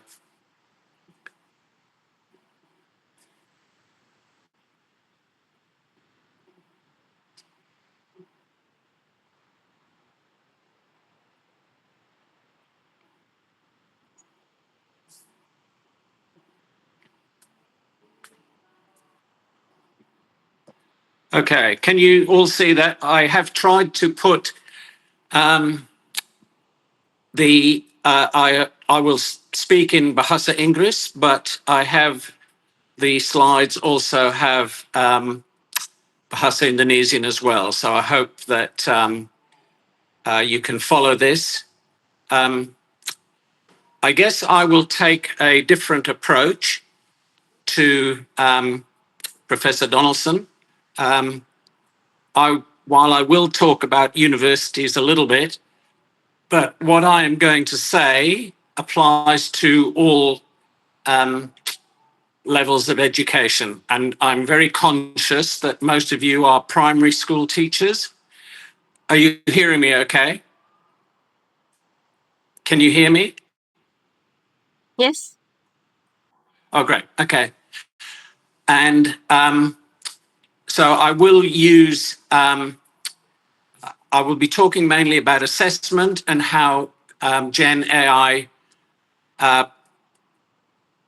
I think has been a positive thing, but I will be taking a different approach. I am not a Gen AI expert. I've been using some Gen AI.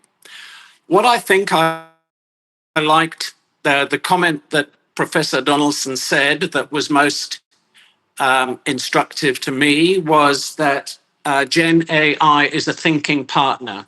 And I think if it's a thinking partner, then it will help with assessment even more. But certainly, when AI started, for us in Australia, it was a catastrophe. It was a disaster. Everyone thought this is the end of civilization as we know it. Next slide, please.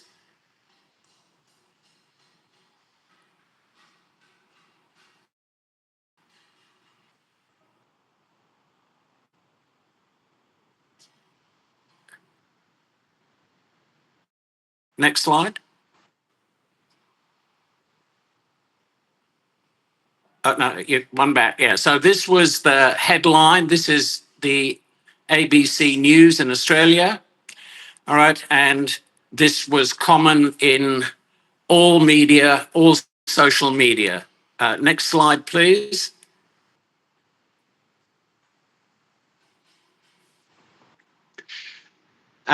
Some schools and universities thought, oh, we can ban it. We will not allow our students to use it.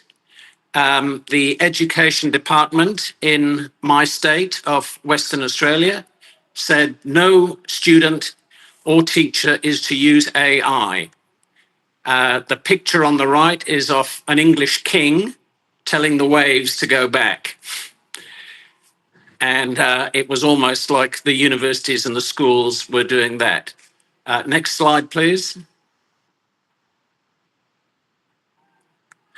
Other universities and schools said, no, we are going to use it. And it's a fact of life. But they were sort of condemned for almost, being a traitor to the system. That if we were going to use Gen AI, then it would be a disaster for education. Next slide, please.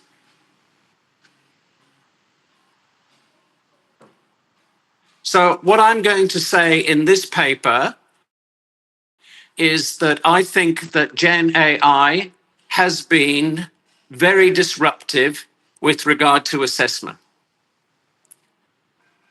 And like many other areas of the pre-tech world, what technology has done is to challenge poor practice.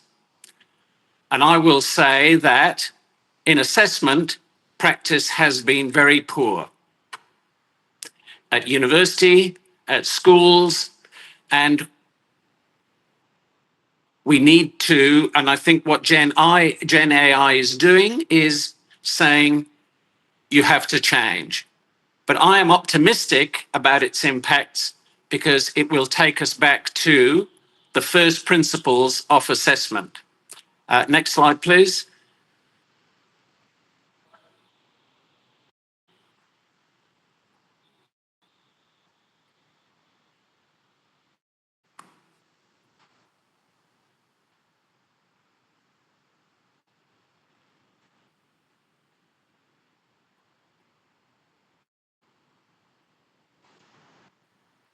Caroline, is it next slide, please?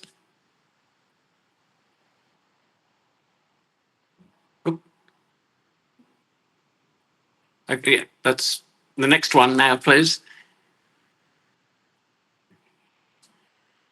Okay, what I want to do to start with is just to remind you about, if you like, the key terminology in assessment.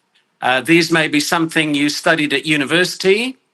I know when you're a young teacher, you often forget these things. The teaching and learning takes up more time. But I want to look at 5 key terms. One is constructive alignment. One is assessment validity. The third is assessment of learning. The fourth is assessment for learning. And the fifth is assessment as learning. And all of these things are the basis of how I go about my assessment. And I believe that Gen AI is pushing poor assessors back to better quality assessments. Next slide, please. Okay, now, this is, for me, is the most important aspect of assessment. And it's the most important fact, in fact, about it is curriculum, teaching, learning, assessment. And I argue those four things are all connected very, very strongly. Sadly, we often don't do that.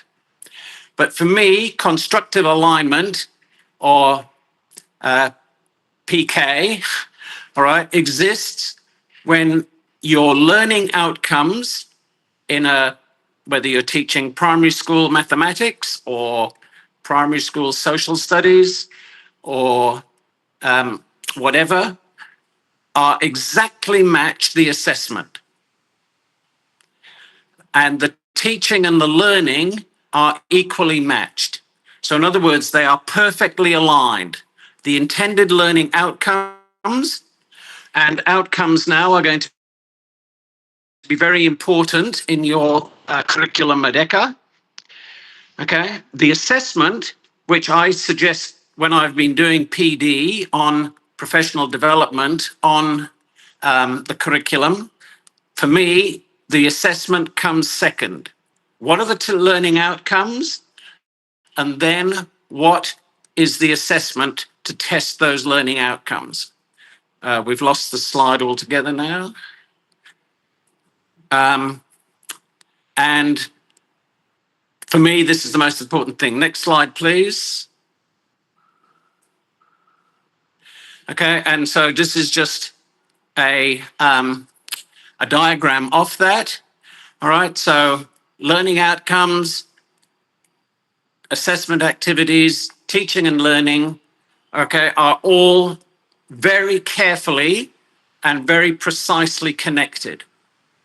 The picture on the right is Professor John Biggs, who is one of the loveliest men I've ever met in my life. He's just a wonderful thinker and one of the great contributors to education.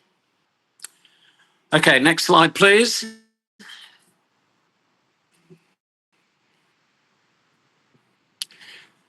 Okay, now, very importantly, and it's part of constructive alignment, is we need to be concerned as teachers about assessment validity. Is the assessment I am setting the students, okay, is it accurately measuring their learning outcomes? Now, this is constructive alignment, so these two are very closely, they're meshed really, okay?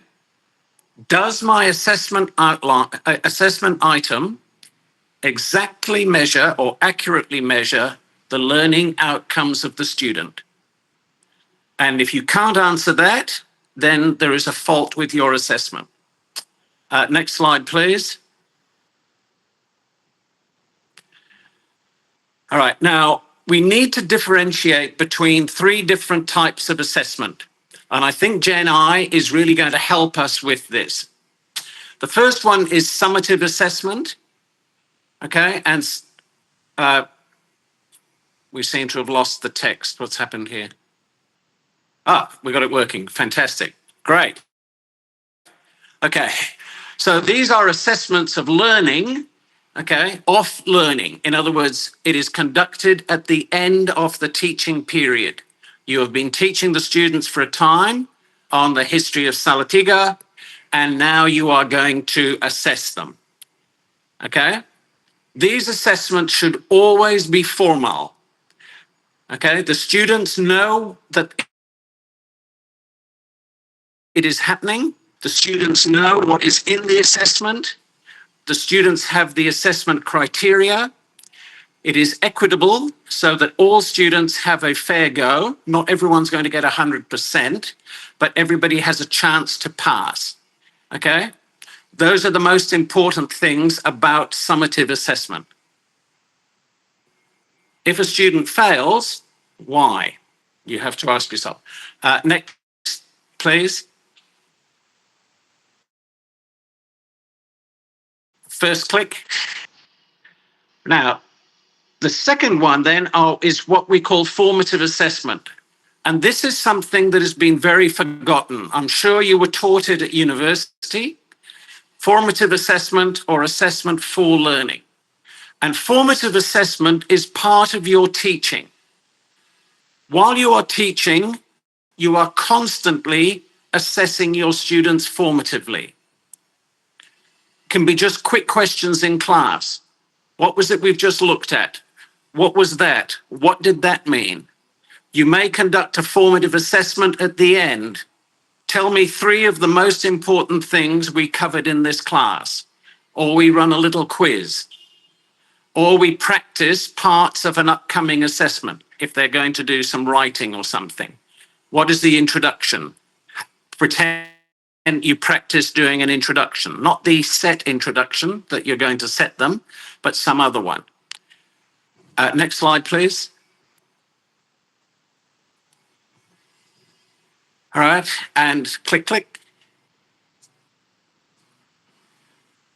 Now, why is it important? Is because formative assessment, one, benefits the students, because you are helping the students with feedback and feed forward. Now, feedback means you're telling them about something they've just said or they said earlier.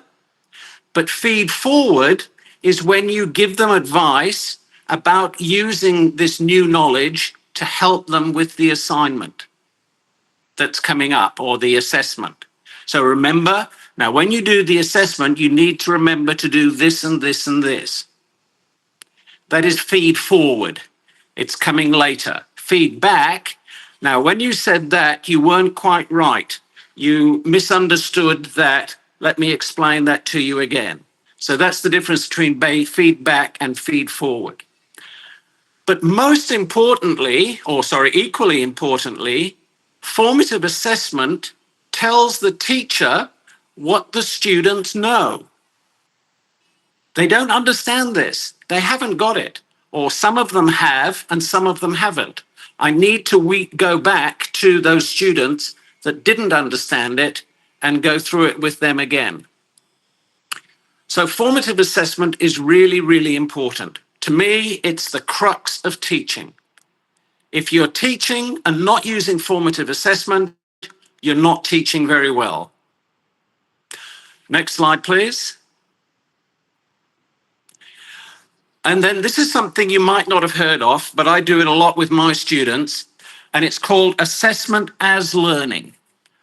Right? Now, what I'm arguing here is that assessment is actually part of the learning process.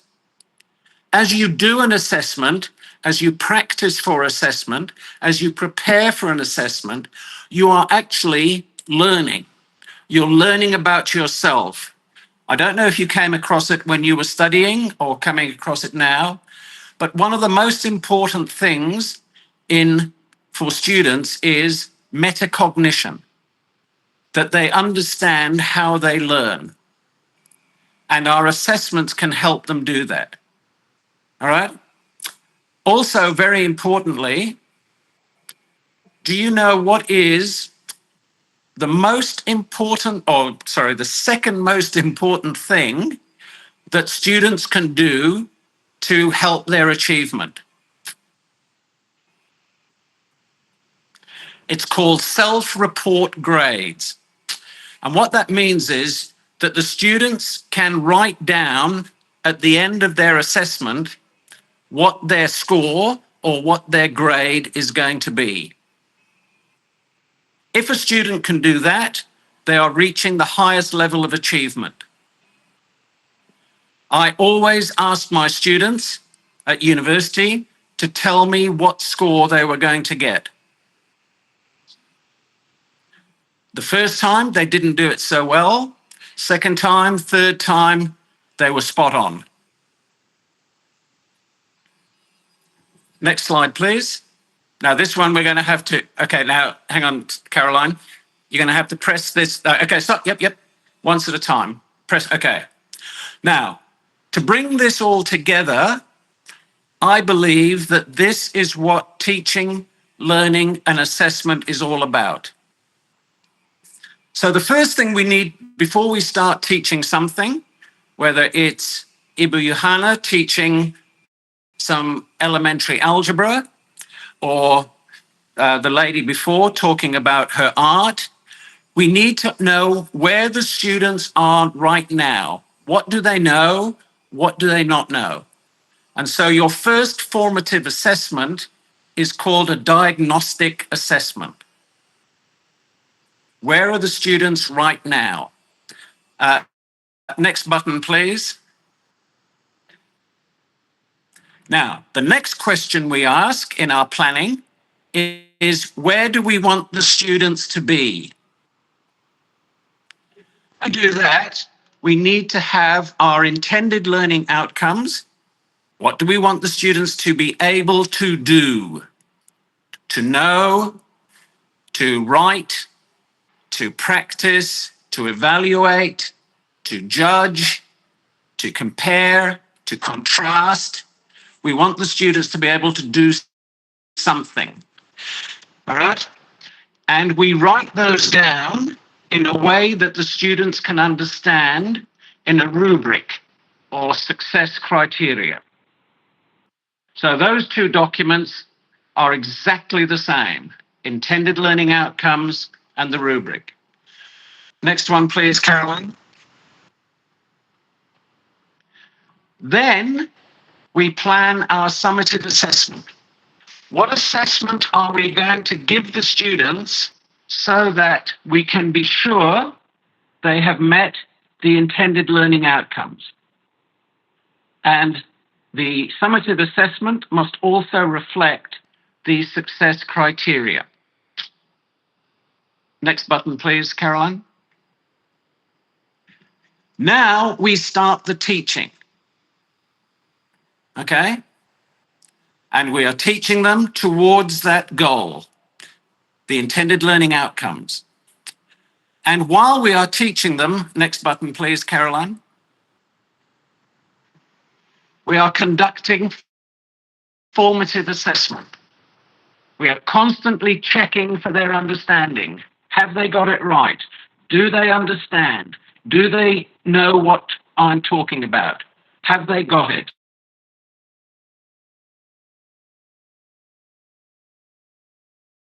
Next buttons, please. And the formative assessment is connected to the rubric. That is how we give our feed forward. We're telling the students what they need to do to be able to be successful. And we also, our feedback, and the next buttons, please, Nona. Keep going. Yep. Yep. Another one.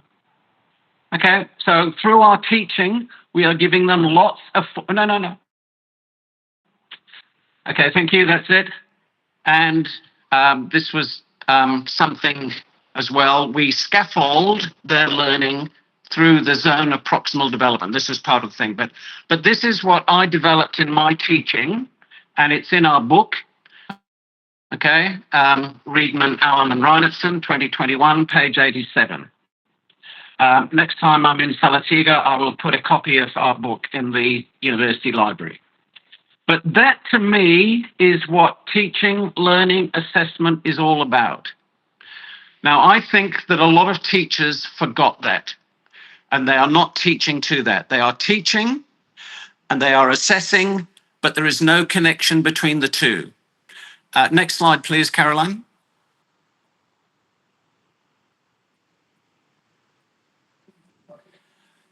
Am I talking too quickly? I'm sorry. Does everyone understand what I'm saying? Thumbs up or thumbs down? Thumbs up, up, up. Okay, terima kasih. Okay. Okay, thank you. All right, so how has Gen AI disrupted? Okay, why has it been such a negative thing on assessment? All right. And the main thing is that, as Professor Donaldson said, students have been using it as a thinking partner, which is perfectly valid. It's perfectly correct. All right. And because teachers' assessments have not taken that into account, the students are accused of cheating. Next slide, please. And the obsession, particularly at university, but also in SMR, is plagiarism. That students are copying things from other people or from websites and then saying that it is their own work. And this is a problem. But teachers, especially at university in Australia, are absolutely obsessed with plagiarism. Okay? And it just defies belief, mainly because their assessment practice is so bad. Next slide, please, Caroline. Now, of course, university teachers used to use Turnitin, and Turnitin was meant to pick up any work that had been copied from another book or from another student's work. But of course, Turnitin could not actually pick up Gen AI because it was original. There weren't previous copies of it. Unless the student just copied a whole chunk out of a book, Turnitin could not pick it up. So teachers were beside themselves. Oh my God, what are we going to do? Turnitin doesn't work. Next slide, please, Caroline. Well, as I said, our Gen AI came in right at the beginning of the school year. First assignments, everybody was using Gen AI, panic stations. So teachers rushed to try and rewrite their existing assignments or assessment tasks and tried to say when you could use AI, when you couldn't, but it continued, the disaster continued. Next slide, please, Nana. Now, my argument is, and this is really and this is where I think Gen AI is that cheating is actually not the problem. All right? Cheating is the symptom.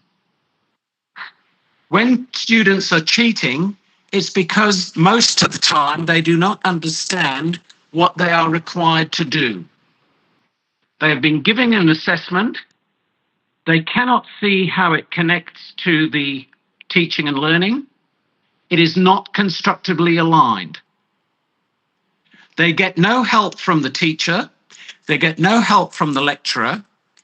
But now, as Professor Donaldson said, they have a thinking partner. They have someone who can help them where the teacher didn't do so before. And AI tries its hardest and helps them with the assessment. So suddenly the students had a way of doing assessments that they couldn't do before. But please, Caroline. At university and at school, many teachers give exactly the same assessment every semester, year, and they just expect it to be redone. They are not being critical. I liked that Professor Donaldson said about AI helping you to be critical. All right? But for the teachers, all that mattered was that as long as it produced a normal distribution, okay, 2% got 90, 7% got between 70 and 90, 64% got between 60 and 40, 10% failed, the teachers were happy. I used to teach with a teacher at a university, a maths teacher, and he was very happy when 20% of the students failed. I said, how could you do that? How? Terrible. Once I was, just to show this is not university only, when I was teaching at a school and I took over the class of another teacher, I gave the students an assessment and I marked it and gave it back to them with feedback. This is what, next time we need to be doing this, da, da, da, da, da. And then all the students came to the front of my class and said, with their work. And I said, what are you doing? And they said, oh, we are giving you the assessment back because Mr. Smith always wanted the assessments back. So we didn't give them to any other student. He was using the same assessment every year. I said, no, you keep the assessments.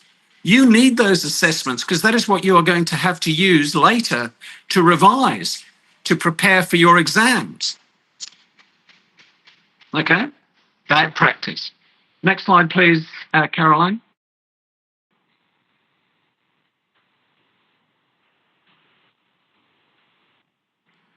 Okay, and of course, Gen AI was largely undetectable. All that university and school teachers were focused on was cheating. Have the students been cheating? We're not asking them what was the problems in your learning. We're not asking them what was it you didn't understand. We're not asking them what did you not understand from my teaching. We're asking them, or we're just checking, as long as you haven't used plagiarism, that's the most important thing. Now, of course, at schools cannot afford Turnitin. It's just too expensive. A very few schools in Perth, in Western Australia, do have Turnitin, but most of the time you can't use it. Next slide, please, Caroline. So for me, one back. Terima kasih. Okay, so for me, the arrival of Gen AI has been a turning point or a hinge point. Saya guru sejarah. I'm a history teacher. And in history, we have these hinge points. I don't know if titik tumpu is the right term, but it's a point at which history changes. Before, things used to work like this. After this incident or this event, things are very different. Okay, and my little picture on the top probably says it all. As, for those of us who are Christian, the hinge of history, all right, is on the door of a Bethlehem stable. Or you might say the hinge of history is the moment on the cross. But it's a turning point. Now, please, I'm not trying to say that Gen AI is anything to do with Christianity, but what I'm saying is, in terms of assessment and in terms of teaching and learning, it is a very important hinge point. Why? Next slide, please.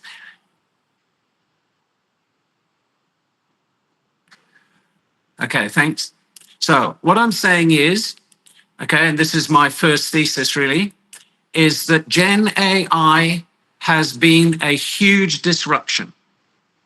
It's cruelly, very cruelly, but maybe fairly, disrupted the practice of thousands and thousands of teachers. Now that's been most seen at university level, because every assessment at university is what we call high stakes. High stakes means that they really matter. All right? And there has been a huge amount of research into this disruption. All right?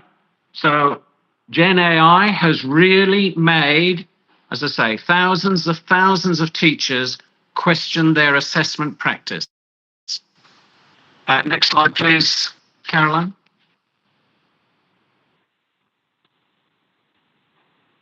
In upper secondary schools, in the SMR, where assessment is also important, Gen AI has probably also been disrupted. It has disrupted in the schools that I work with in Australia, it has certainly been very disruptive. I'm not so sure about elementary schools.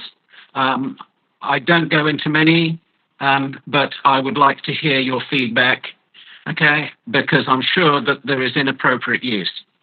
In Australia, our biggest problem with inappropriate practice in assessments is from parents. So in Australia, we may have parents using Gen AI to do their students' homework, but that's another story. Okay, next slide, please, Caroline. Okay, so why do I think Gen AI, excuse me, is going to be good? Why? What is the positive of it?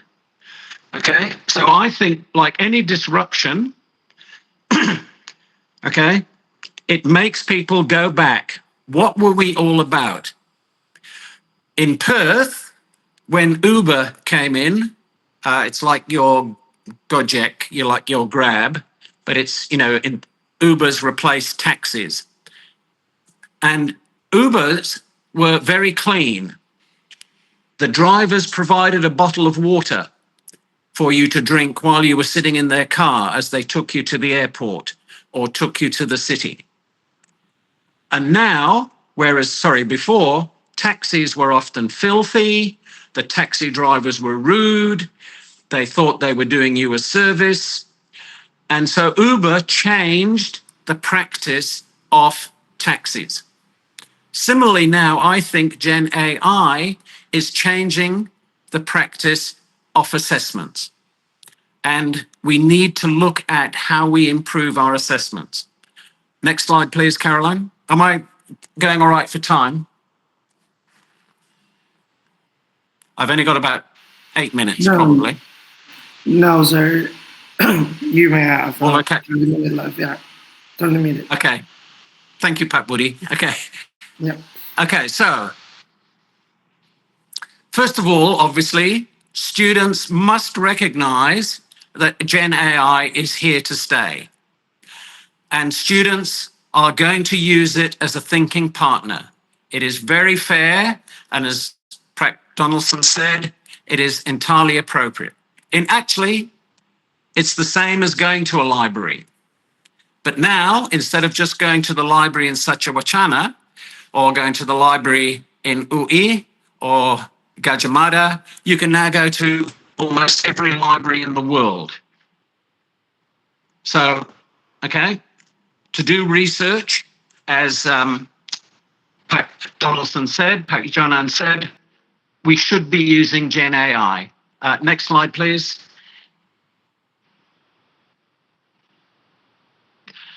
But, and I think this is very important, Gen AI, and I think one of you asked that question, can give wrong information.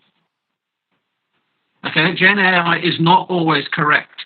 And this is something that even Gen AI platforms recognize. And when I show you the little Gen AI assignment that I came up with, okay, it actually talks about, have we got everything right here? So sometimes things are wrong, sometimes things are incomplete. The problem with Gen AI, as far as I understand, is it does not say, I don't know. I know as teachers, we are frightened always of that. The student asks us a question and we have to say, oh, I don't know. But Gen AI doesn't do that. So if it doesn't know the answer, it gives you an answer. Now, this for me is actually really good. All right, and I think that it's going to make students think more critically, and I think Pat Donaldson referred to this again, because, either ask it again, or go to another source, go to someone else. Is this actually the correct that I'm getting, or is this way of thinking that I'm getting actually the right one? Okay, so I actually think it's a good thing that Gen AI is not perfect yet. Maybe soon. Thank you. Next slide, please.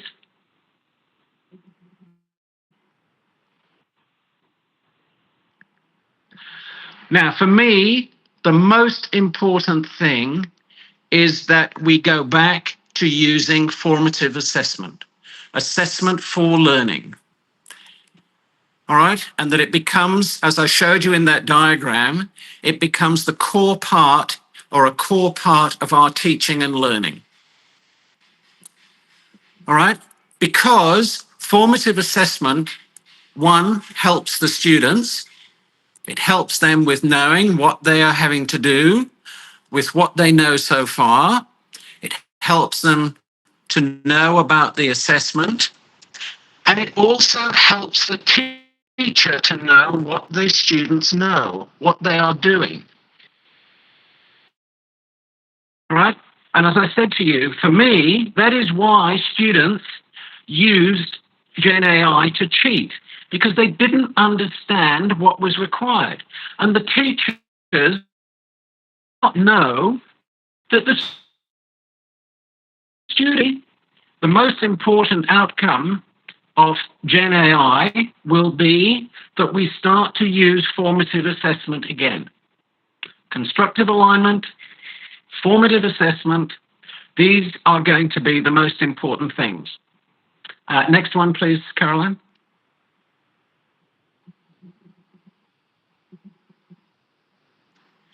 Now, very interestingly, this is university, but I used this program actually before AI, and Cadmus is an amazing piece of software. All right. And what I used to do with my students was they all had to do their assignments through Cadmus.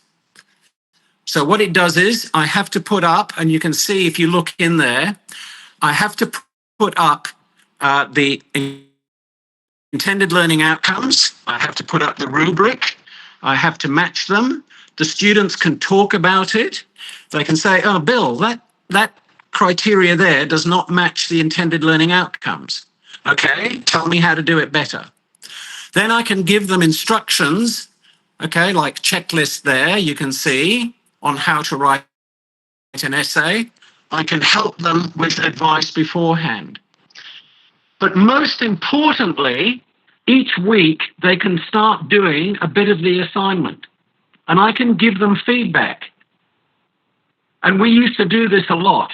Now, some students didn't do it, but most of the students did it, and they all got the highest grades because each week they were working towards their final product and I was giving them feedback. This isn't so good. You need to work on your sentence structure. You need to perhaps do this better. Have you looked at this source? Have you tried this? They loved it. The students absolutely loved it because it was helping them to succeed. Okay, next slide, please, Caroline.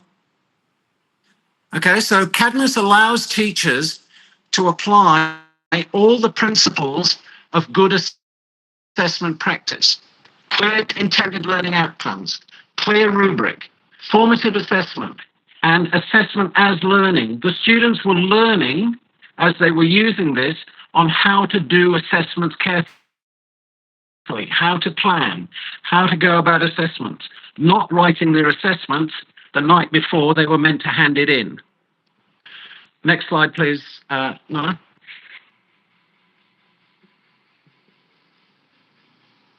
All right. So finally, Cadmus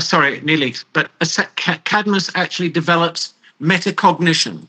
In using Cadmus, the students actually learn how to go about assessment. They learn how to organize themselves. They learn how to read a question. They learn how to become assessment literate.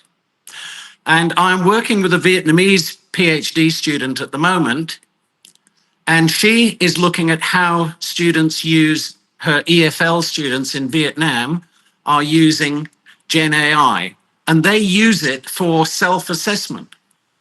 Fantastic. It is helping them to do their assignments better. Okay? That is exactly what we want our students to be doing. And the name of the student, just so I'm not plagiarizing myself, her name is Doan Hang. Okay? But she is currently doing her PhD on this right now. Next one, please.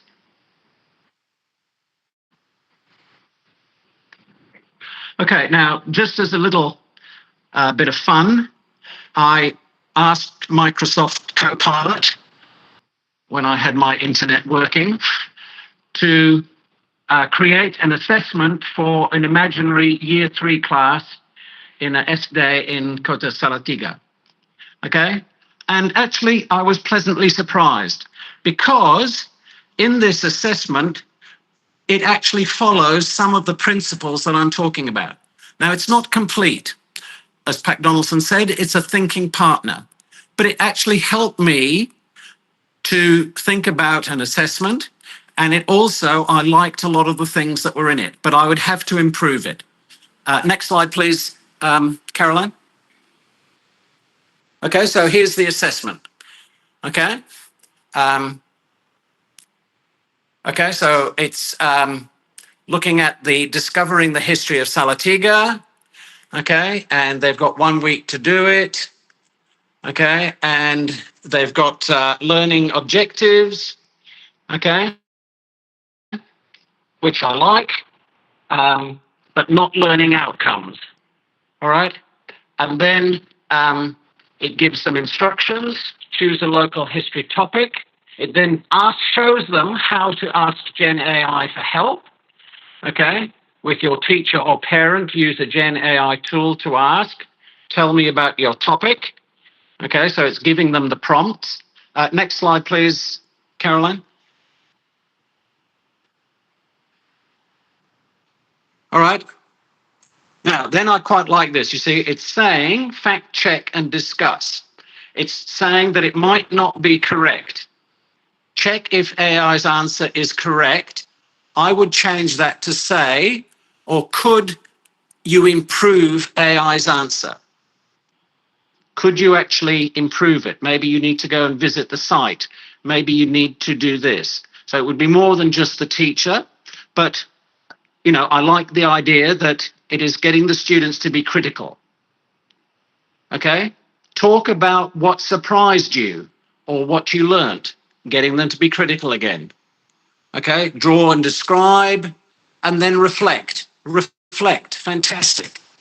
Okay? Getting the students to think about what they're learning. All right? I think this is so important. Now, the rubric is hopeless. Okay? It's terrible, but at least there's a rubric. Okay? You would have to write this in a lot more detail for your year 3 class. What do you want? What do you mean by clear explanation of topic? What do you mean by accurate facts? What do you mean by creative drawing? But so my rubrics would have a lot more in that. I would have a lot more pointers. But I like the fact that it's got a rubric. So what I liked out of this little assessment was, you could probably laugh at it and say, well, it's terrible. But what I liked was that at least they were going through the principles of assessment. What are the outcomes? What is the rubric? What are the instruction tasks? Encourage them to be critical. This is terrific. Okay, but as I said, there's a lot of work that could be done to it. But I just thought, well, if that's what Gen AI is a thinking partner, I'd be very happy to use it. I've got 2 more slides, Papa. Okay, next slide. Oh, sorry, 4 more. Okay, there are some problems. Okay, first of all, obviously, specific to Indonesia. Okay, getting a scalable use of Gen AI is going to be extremely expensive. Okay, once we get off the basic chat GPT and get into more quality stuff for teachers and for students, and of course within schools and between different parts of Indonesia, there are going to be huge disparities about IT and Gen AI access. Next slide, please, Caroline. Excuse me, Mr. Bill. There's a 5 minute time. Yeah, 5 minutes left. Yeah, there's a thing. Okay. Yeah. All right. Well, to finish then, thank you very much. You can read through the rest of the slides. Thank you for giving me the opportunity. Thank you, Ibu Johanna, for inviting me. Thank you for all for listening. I do think it's wonderful the work you are doing. Keep up the great work, okay? And I believe that Gen AI will help you a lot. I might not be able to stay for the rest of the seminar because my phone is just about to run out of gigabytes. But you've got my stuff there. Thank you all so much indeed, and every blessing with your great work, okay? Keep it going. Good luck. Thank you, Mr. Bill. But before Cliff, there is someone that wants to ask some question in here. Because Oh, great. Thank you. Yeah. So Yes. any questions? Okay. Maybe I have bored them stupid. Yeah. Just remember, go back to those principles of assessment. You know, ask yourself, am I using these things in my assessment? Okay? Because if you're not using formative assessment in your teaching and learning, then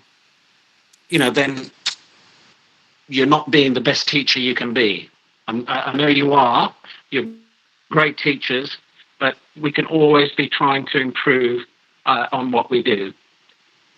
So, okay. Thank you, Ibu Caroline, for doing the slides. I appreciate that. I will stay as long as my phone is still working, okay? But banyak terima kasih. Sampai jumpa lagi. Oh, Mr. Bill, sorry. There is some questions from Gracio. Yeah, maybe you can answer that. Oh, okay. Yeah. Okay, thank you, Mr. Bill. Okay, Sorry for this more time. Let me introduce myself first. My name is Grace. I'm from BB student. This is my fourth year of college. And my question is, first of all, I agree about the assessment that you're talking about. You tell us about Catmus and using Copilot so we can apply all the principles of assessment. It reaffirms that as teachers, we still need critical and creative thinking skills to organize the lesson. I mean the lesson plan or the assessment. It shows that AI is literally only our tools to help us. But in reality, I've noticed that many teachers use AI to arrange lesson plans and assessments, but often use them directly without any changes or critical review. Of course, as a future teacher, I want that I and other teacher have the best quality of teaching so the students can experience the best quality of learning. My question is, in the future, when I'm working as a teacher, how can I collaborate with these my colleagues who use AI passively? That's all. Thank you. Okay, thank you. Well, I'm not sure how you can change your colleagues' behavior. But I think the most important thing for you is that you are reflective. You know, what you're saying, Nonna Grace, is that you are wanting to do the best job that you can do.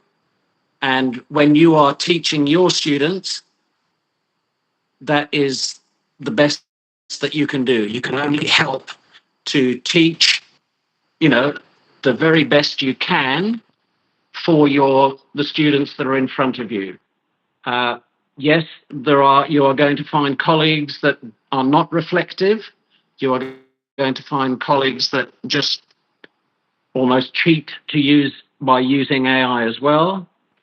All you can do is to be honest yourself and to do it. But as long as you are continually reflecting, you are being critical of what information you get from Gen AI, then that is fine. Like, as I said, when I looked at that I just wanted to show you it as it is. I can perhaps, if you like, I will rework the assessment to make it as I wanted to do it, or as I would like to have it done. I would improve the rubric, but you can only be yourself. You can't get your colleagues to change. I'm sorry. Teaching is, Indonesia is a very collective society and it's beautiful, but teaching is still in some ways a very individual art. And, how you teach will always be different to how other people teach. In part, that's the beauty of it. Does that answer your question, Nana? Yeah. Thank you, Mr. Bill. Just want to share a little story after I doing my internship. That's actually there's so many teachers that using AI to arrange lesson plan and assessment, and it makes my heart like, oh, like it's not just the challenge for the student, but also for the teacher in this AI era. That's all. Thank you. I know. Mr. Yeah, Bill. I agree. It's terrible. I mean, for me, when you prepare a lesson, you have to start with the students. I'm just, funny enough, I'm just doing a lesson with my physical education students next week here in Salatiga. And, the first thing when you prepare a lesson plan is you must think of the students.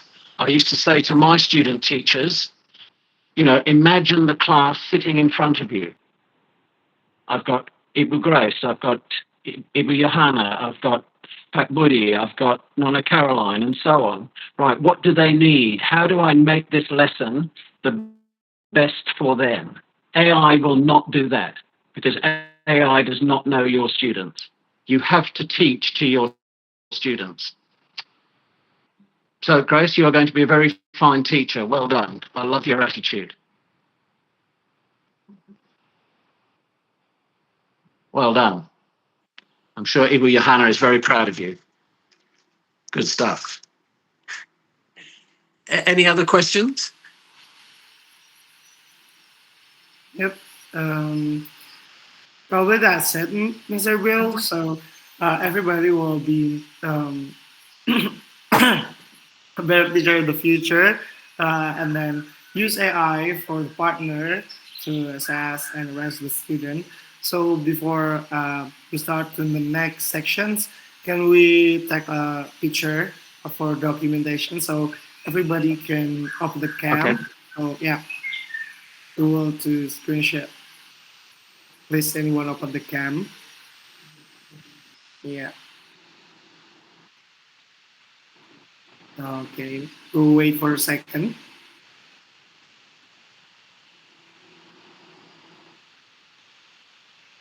Yep.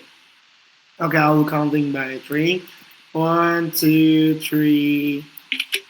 Okay, one more time. 1, 2, 3. Yeah. Okay. Thank you so much, Mr. Bill. This is Beautiful. Thank you. Yeah, that's. Thank you so much. Thank you for asking me. It's been an absolute pleasure. And I wish you all very well. Thank you, Nora Caroline, for doing the slides. Appreciate it. Okay. Sampai jumpa lagi. I hope to see some of you in Salatiga. But I know a lot of you are teaching already. Good luck. Yeah. Thank you so much, Mr. Bill. Thank you, Pak Bill. All the best. Thank you.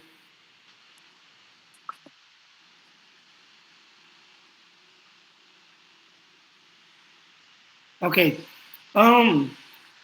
So we will get into the next sections because Mr. Bill was already quit, and we know about the assessment in the era of generative AI. So the next section is risk presentations by Kevina. Did Kevina ready for the presentations? Yeah, I'm ready. Just wait. Yeah. I will share the screen. Okay. Let me share, Kevina.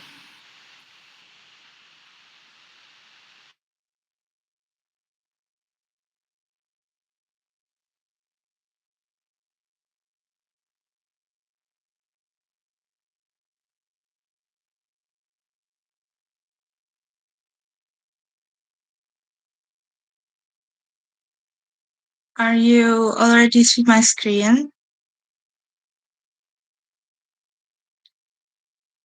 Okay. Yes. I will start present now.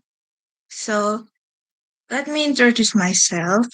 My name is Kevin Alaras Pratitis, and I'm here to present my research in the previous class.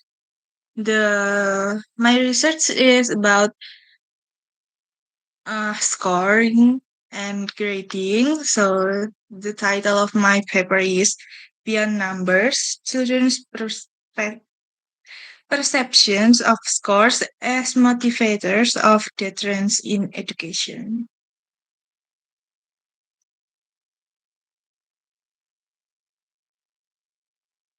So, the purpose of my research is to explore how children view academic score as motivation or deterrence. It means how scores, like numbers, when you got assessment and the teacher score it, is it make you motivated or make you don't want to learn anymore? And my method is using interviews with elementary school students. My sample is 10 students. Then my finding shortly is high score increase motivation and sense of achievement, and low scores cause discouragement and self-doubt. It means like when you have 100 score or 95, it will make you feel, it will make the student feel happy, feel proud of herself or himself, and low scores make them, most of them don't want to learn that anymore and believe that themselves is not good at it. So it they don't want to learn that subjects anymore. This is the samples, three of them. So the first cluster theme is obstacle, sad, success, and happy. Low scores, they think low scores is when they having obstacles in their assignment and they don't understand the material at all, and that make them sad. And high score, they feel like a successful person and happy to get that score. And that student said, when I got a good grade, I feel happy. But when I got a bad grade, I feel sad. Then second cluster, the theme is low scores, sad, and shame. Low score make them disappointed and self-blame, blaming themselves because why can't I do that? Right. Then the students said, if I got bad grade, I feel shame. Finding cluster 3, the theme is numbers, high score, happy, reward, and punishment. Scores can motivate students to learn more. High score seems as a reward for these students, and these students said when I could create it, it felt like I got a surprising rewards.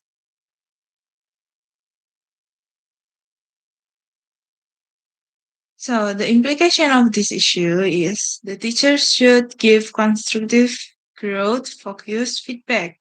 Instead of giving numbers, maybe the teacher should give the feedback like what you good at and what you need to improve instead of giving scores. Then assignments should be shifted from summative to formative, like Mr. Bill says formative student is good, then school culture should emphasize effort, persistence, and collaboration over competition. Instead of having a ranking, maybe the school should have three of these, focused on three of these. Then if the school still using that scoring thing, the parents play a role in framing scores positively. Like when the kids got 100, the parent can tell them to keep it up and study more about that. And when the kid got maybe 50, the parents should help them to feel motivated to study more about what they haven't understand. And the conclusion of my papers is score have dual nature. First as a motivator, second as deterrent. Then perception depends on how score are presented. Is it for the motivators or is it like a punishment for them? The third, need more humanistic growth-oriented assessment practice, like the formative one. Okay. Last, the tools I use to make the papers are the first thing is white charts to collect data from the interview. It's like why it have three sections of what you feel, what you heard, and what you see about the topic. Then MaxQTA. I use MaxQTA to break down and grouping the data from the interview. Then I use AI as well. I use two AI here. I use the GPT and Cloud AI. I do the compare and merging with this AI. That's it from me. Thank you for your attention, everyone. Thank you. Yep, thank you so much, Kevin. It was such a great information that you shared. So we will get into the next sections. It's a presentation research from Yurinda and Caroline. So Yurinda and Caroline, be ready for the presentation, guys. Yes, sure. I will share my PowerPoint. Okay, thanks. Is your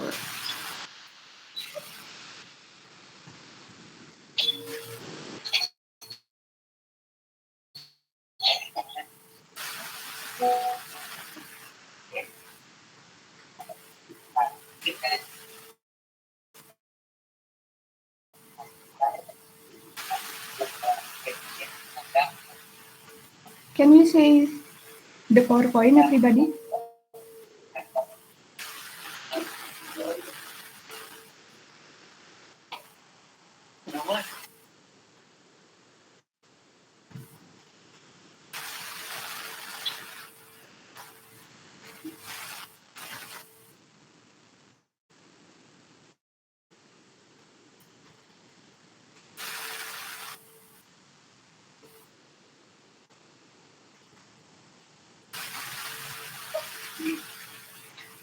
Okay, Yulinda, can we start now? Yes, Caroline. Okay, I will start. Hello, everybody. I am Caroline and Yulinda will present about our research. And our research is have the same data, but we have the different theme for the research. And we publish our research in our ELS, where is it was accepted, there will be an international meeting. But unfortunately, none of our research was accepted. And for our present today, we will focus on our tools that we will use for our research. And Yulinda will continue the presentation. Okay, good morning, everyone. We will present about, we focus about the tools that we use for help our research. We already arranged the stages of research process. The first one is finding literature, manage, managing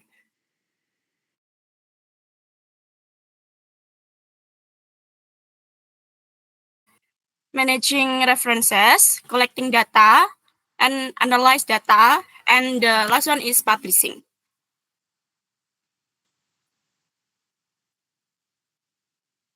Next, Caroline. Yeah.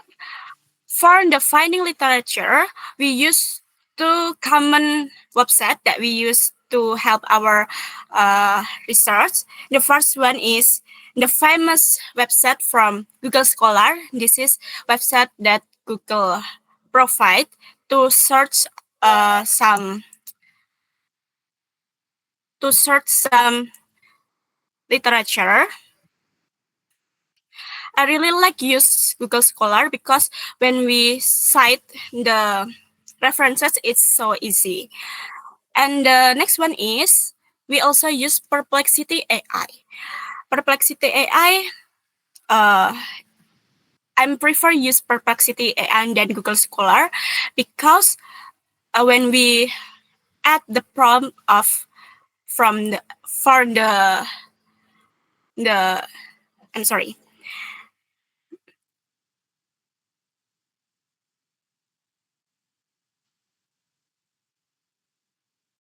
I'm sorry, the PPT is not okay. We use Perplexity AI because this AI is so really helpful for our research when we fill the prompt of from the AI. The Perplexity can provide the journal that we need. For example, we want to search journal maximum 3 years ago. Perplexity AI can provide that for us.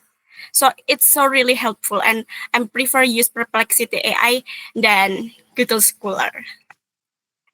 Okay, and the next one. Next slide. Okay, and next one is managing reference. Yeah, we use Utero. We know this apps is from Mr. Steve. So Utero is help to manage references and automatis akan generate the citation. When we already register with these apps, and the apps it's automatis will be in the type file of our Microsoft Word. So yeah, it's easy and really helpful. Next one. Yeah, about collecting data, we use two methods such as interviews, and also we use Y chart. So because our research methodology is qualitative, so we can use the methods of interview and also fill the Y chart. From the Y chart, student can feel how class look like, how class sound like, and how class feel like. So usually student feel this one, filling the Y chart is honestly because they do it independently. Okay, the next slide. Yeah, will be continued by Caroline. Okay, do you after we collect our data for research, we process data by MaxQDA. This is from Mr. Steve also. And for the first time, you need to create the new project and make a username for your research. And this is for the tampilan if we open the MaxQDA.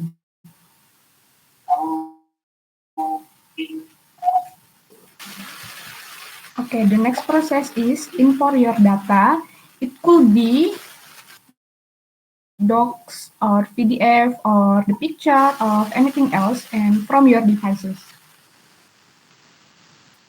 And explore and organize your data and create document group if you have a different types of data. For example, interview, focus of group, and literature. You can organize them into the group with the document system and for the easier navigation. Now, this is for the example for our research and our data from YChat. And you can block for the answer from the student. And the coding process. The first thing first you need to do is create codes, and the second one is apply codes to the data. This is for the example. The first thing first, I need to block the answer, and next, apply codes to the data with new coder. And then analyze your query, your data. And you need to make code. For example, I need R for terasa and D for terdengar and anything else. And you need to put your data to the coding data. And the last thing you need to do is visualize and export your finding. And this is for my export for my data. It look like this and more confused if you saw the data. And exporting, you can export almost any report of your code segment and visualization like the code, metrics, brochure as image files. And then I made it with the word. This is for the example. And you can group the cluster.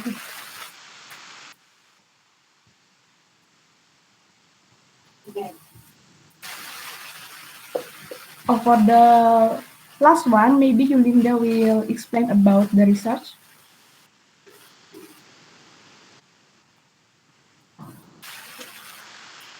Yes, Caroline. My research is about investigating third-grade mathematics learning experience in Indonesia with AI, with Y-chart analysis of classroom interaction. So we collecting data from Betani School, it's elementary school in Salatiga. And also we focus on math.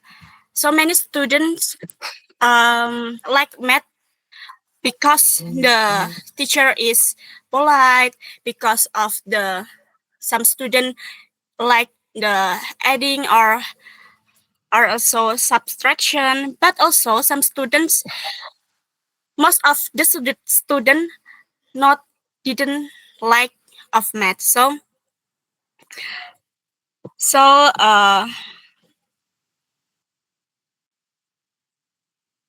I think the Y chart is so really effective when we collect data from that, because student can feel it honestly and not like afraid some people judge them. I think that's all, Caroline.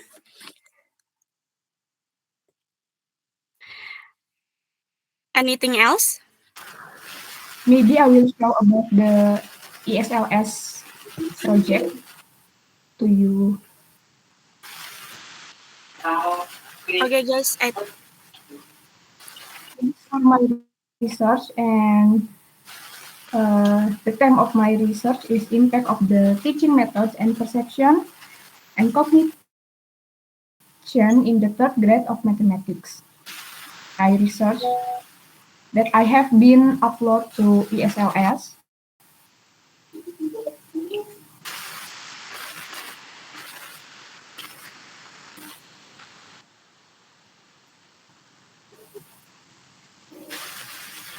So maybe that's all for our presentation. Thank you for your attention and God bless you. Thank you so much, Caroline and Christina and Linda. Those such amazing things that you share using Zotero and STDA and publish it on the IXLX. So, does anyone have a questions for Caroline and Yulinda, also Kevina and Alia probably?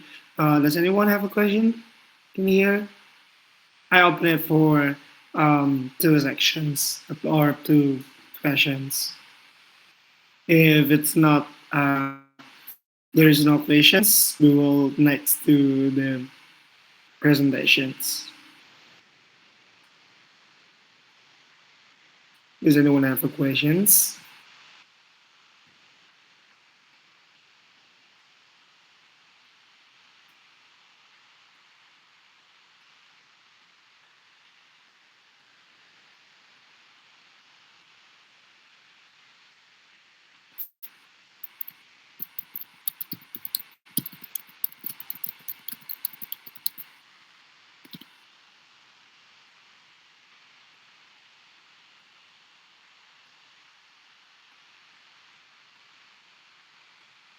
Okay. We will go to the next sections. Is the presentations from Indan. Indan, are you ready for the presentations?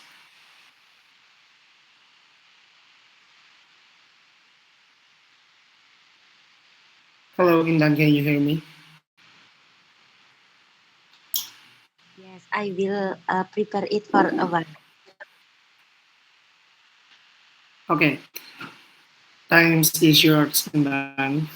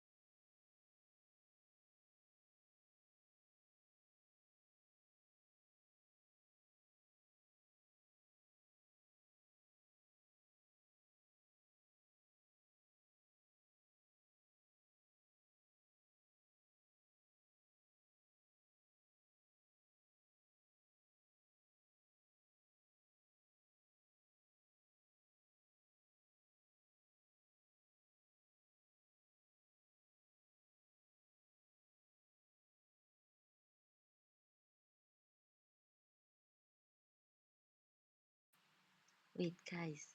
I think I have problem here. Okay, looks like Indan have a little bit. Okay, Indan is already presenting, but the presentation didn't appear yet. So, yep.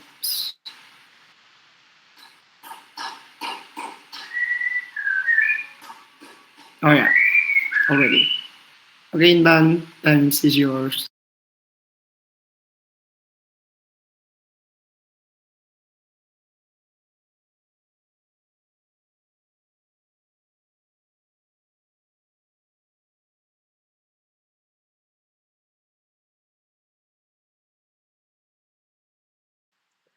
Okay. Good morning, everyone. Thanks for the kesempatan. Thanks for the chance for me to present my research. The title of my research is The Role of Language Exposure Consistency in developing children's reading proficiency. It's my research on my lesson before with Pak Steve. So uh, I'm gonna start my presentation with what is the definition of language. So from the Merriam-Webster web, language is the word, their pronunciation, and the method of combining them used and understood by a community. There are also the other definition of language you can read by your own. And from those definition of language, I can conclude that the language is a system of words, sounds, signs, or actions understood by a community used to express and communicate ideas or feelings. So, the key of a language is must be understood.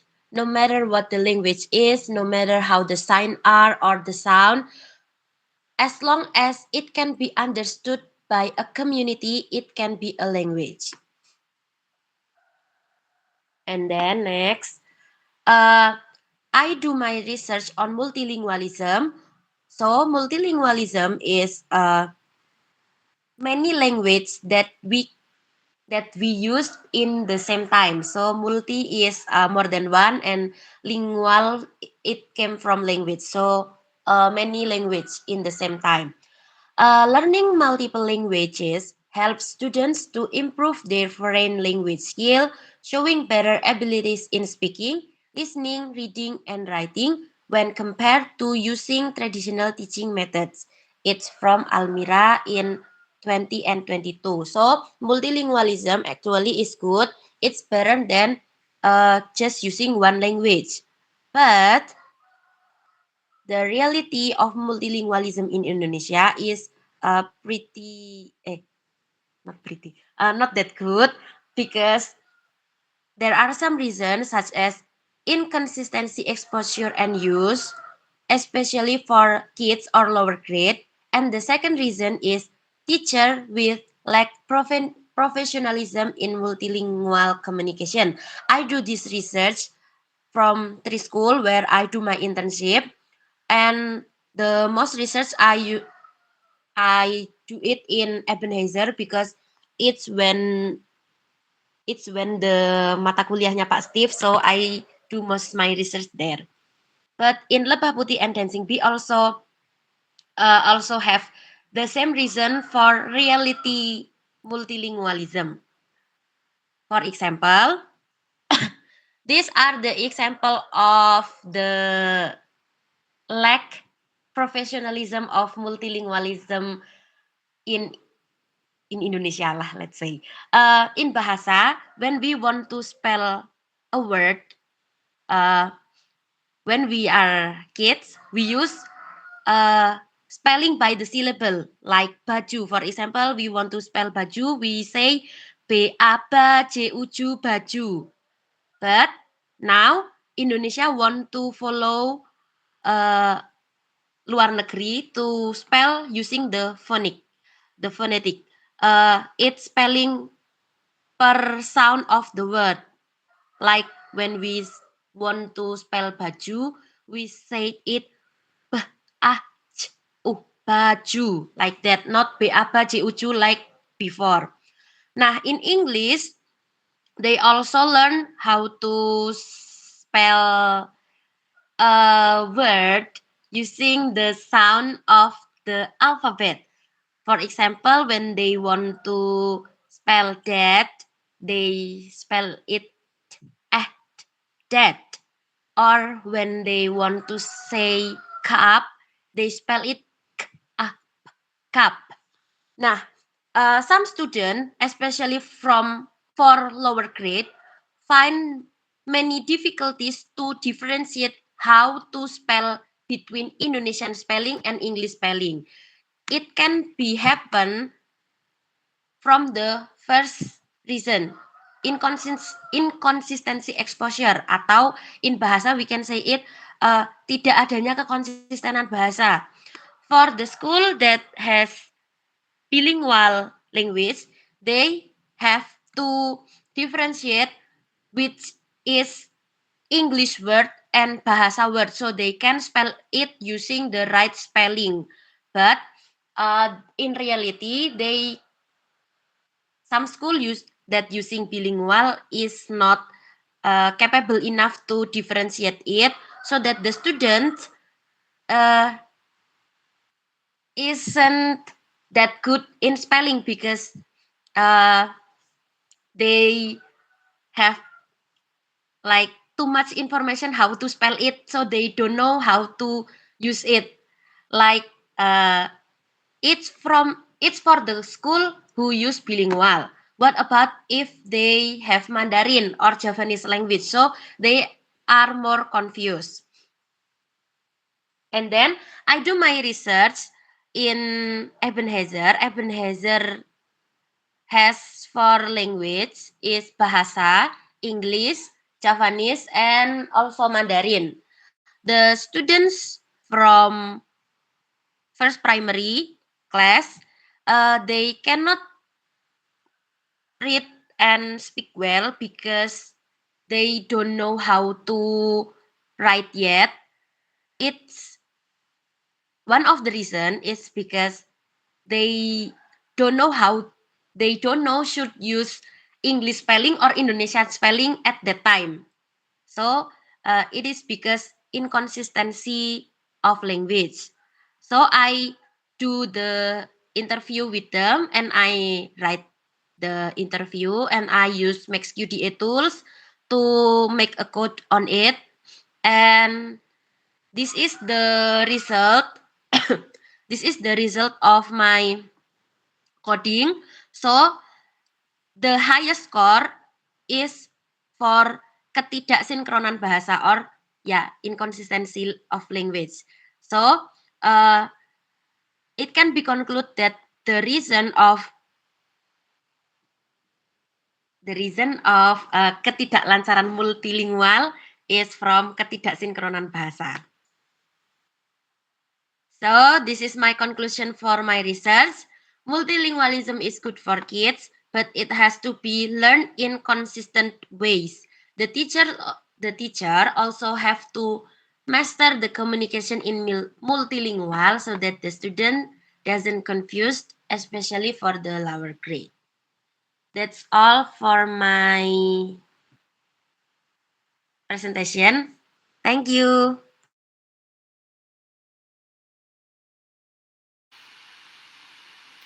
Thank you so much, Intan. That was interesting about multilingual.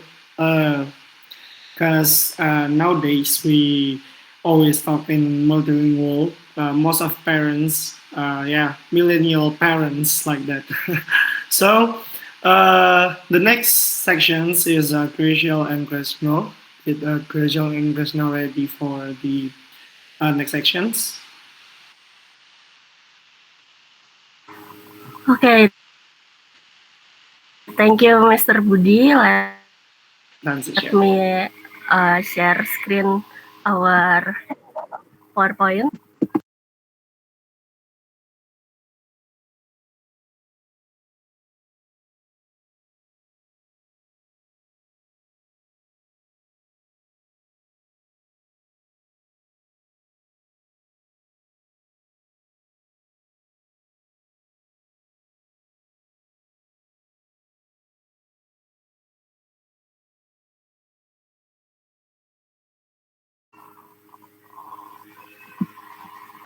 Wait a moment. Have you guys see our PowerPoint? Not yet.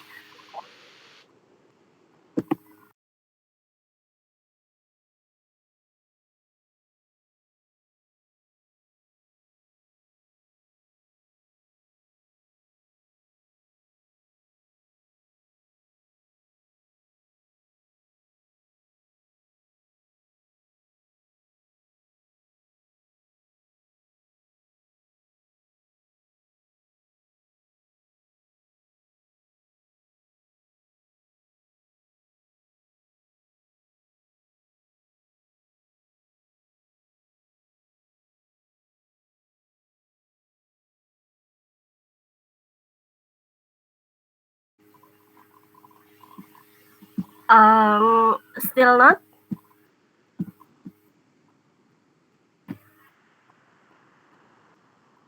Or already? Okay. Already. Okay, so this is the PowerPoint. We will start our presentation and I will give it to Mr. Krishna first.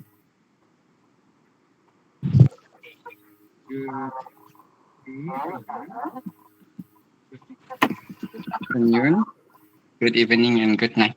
Okay, today our team would like to present to you about our findings in our research on high-stake testing impact on students' emotional perception of learning.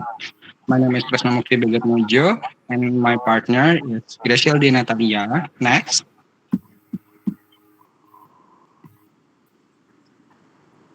Okay. You can call me Mr. Krishna, and you can call her Miss Grace or Miss Graciel. It's fine. Okay, next.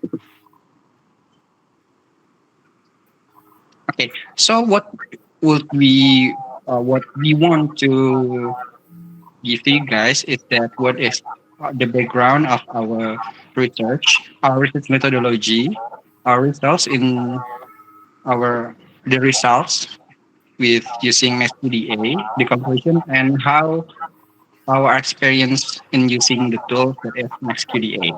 Next.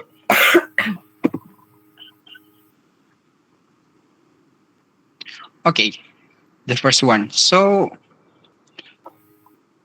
the what? From our findings, from our experience as a student teacher, we find that the current mainstream assessment practice that is used in many schools today, both in public and also private sector, tend to focus on numerical grades as the primary indicator of the student success of learning. This approach often neglect the emotional and social growth of the students. So what about it? The emphasis on grades would trigger strong emotional reactions such as anxiety, fear, pride, or arrogancy, which could directly impact students' motivation and learning behaviors, such as for those who fear that they will get lower grades, they will be unmotivated and don't want to learn more about what they are currently studying. And for those who already felt that they are smart, they also don't want to learn and they became mean and arrogant toward their friends. And then this topic is actually highly relevant as in our friends research too, because the news is that the ministry now want to reinstate national exam or ujian nasional in Indonesia.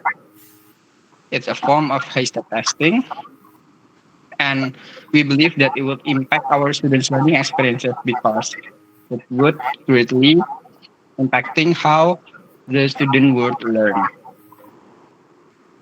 Okay, next.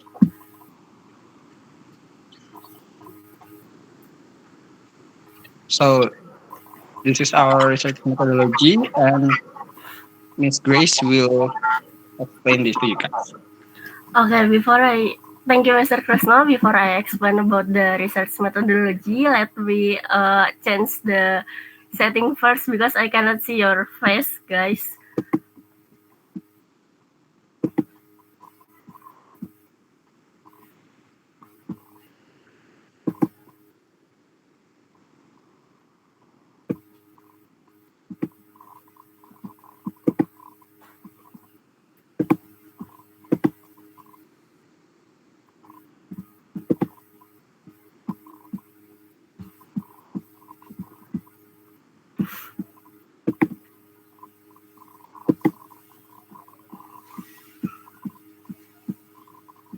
Okay.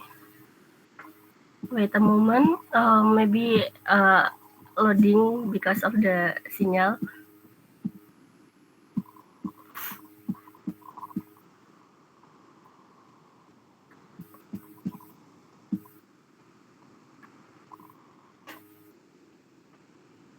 Okay, can you guys see the PowerPoint? Okay. Okay, so this is our research methodology. So you might be wondering, how did we get these deep insights into students' feelings? Let me tell you about our methodology. So our research, this is last year research, by the way, and we get the data from 25 fifth grade students from a private school in Salatiga. The private school is SD Kristen 03 Ebenezer. And then to do this, we don't use a standard survey with multiple choice, but we do interview and using Y chart. Y chart, we know the Y chart is from Mr. Steve because this research is under Mr. Steve's guidance. So Y chart is a simple reflective tools but powerful tool. It asks students to describe 3 things about a topic. So the topic is about the school grades. So when the students hear about school grades, what it sounds like, and then what it looks like, and what it feels like. This is the looks of Y chart. So this is the Y, and then this is the sounds like, and then this is the looks like and feels like. So the students have to write down their feelings in the paper of the Y chart. And then the last one is the analysis. So the student responses were analyzed by MaxQDA to identify patterns and then grouped into distinct emotional clusters. And because this seminar is talked about AI research tools, so we use AI Studio, and then we also use SciSpace to find some articles that relevant to our topics. I will continue the discussion. So here is our result. The study identified 3 distinct clusters of emotional responses. Sorry, so there is 3 cluster: dark blue cluster, light blue cluster, and then the green cluster. Okay. So the first one, let's look at the mixed reaction cluster or the dark blue cluster. This shows us that student emotions are not always black and white. So this one.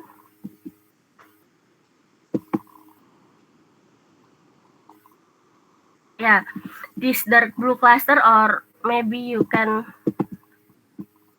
yeah. This one, this dark blue cluster, it shows mixed reaction. Here we saw a variety of feelings. For example, some students showed great empathy. One student told us, "If I see my friend getting a lower grade, I will comfort him out of pity." And surprisingly, some students showed a very mature perspective. As another student wisely put it, "If you get a low score, it's normal because the score is just a number." This is a hopeful sign showing us that some students are already developing emotional resilience.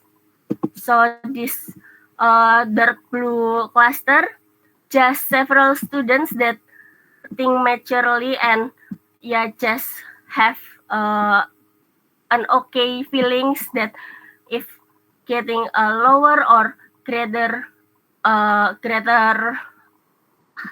score is okay.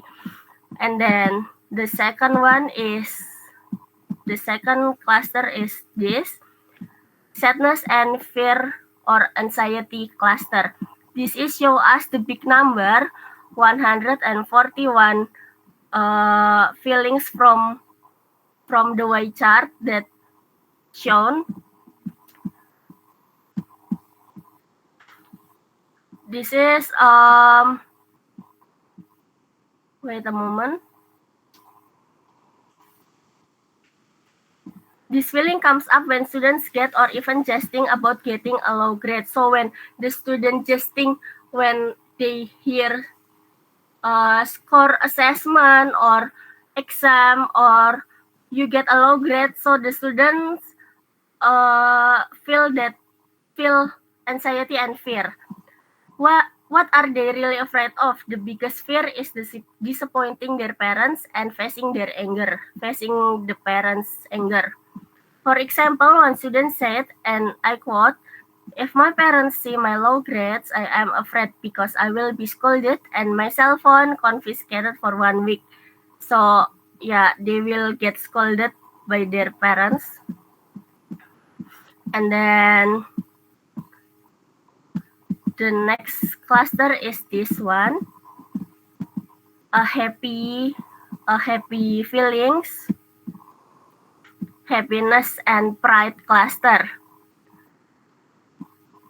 This is not many as the second cluster. Second cluster can the amount of the second cluster is 141, and then the third cluster is just 77, 40, 39, and then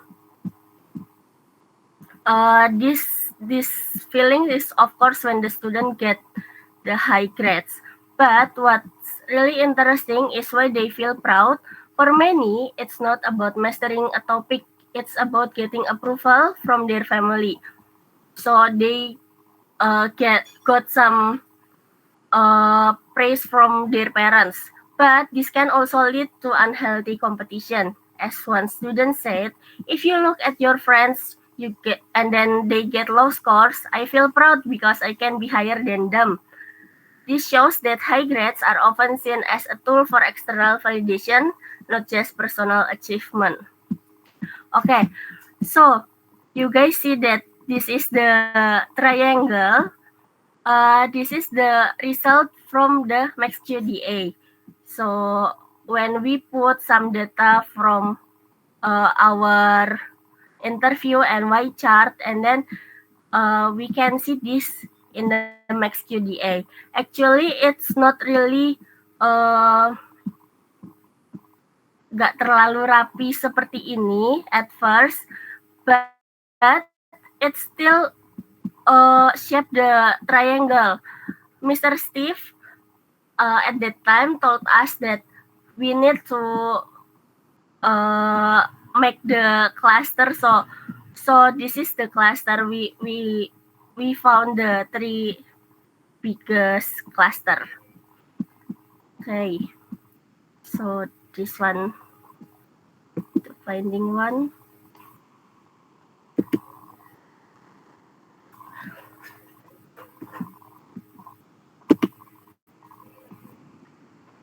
And then let's discuss about it.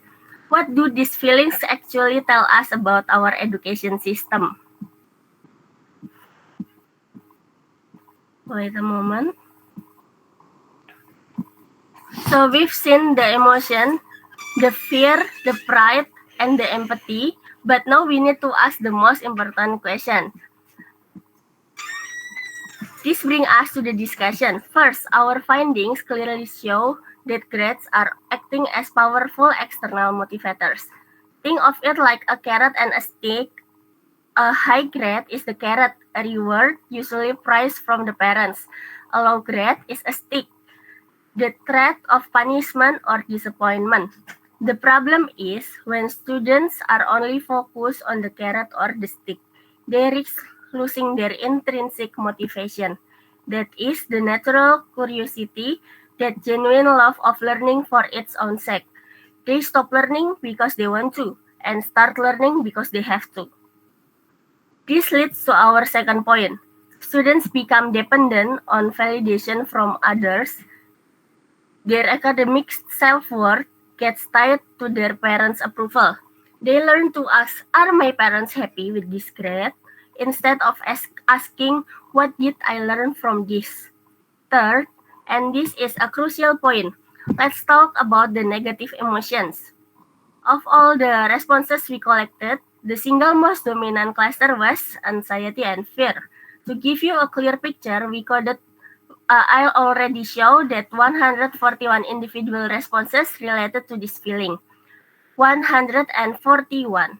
This wasn't just a minor theme, it was the loudest voice in the room. So what happens when this feeling of fear is the primary driver? They don't try harder, they avoid. A student who is anxious about math won't ask for help. They will simply try to avoid the subject altogether. This doesn't build skills, it builds a wall between them and learning. And finally, this brings us to a very urgent real-world issue in Indonesia today. The study looked at the impact of regular school grades.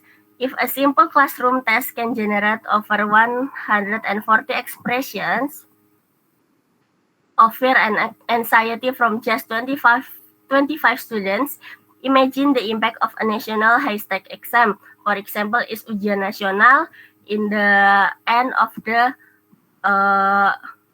jenjang sekolah. Our findings are not just academic data, they serve as a serious warning. They show us the potential emotional cost of high-stake testing, and it's a cost we need to consider very carefully before we proceed. So, given everything we've discussed, the anxiety, the pressure, the reliance on external validation, it's clear we cannot just continue as usual. This research calls for action. So what can we do?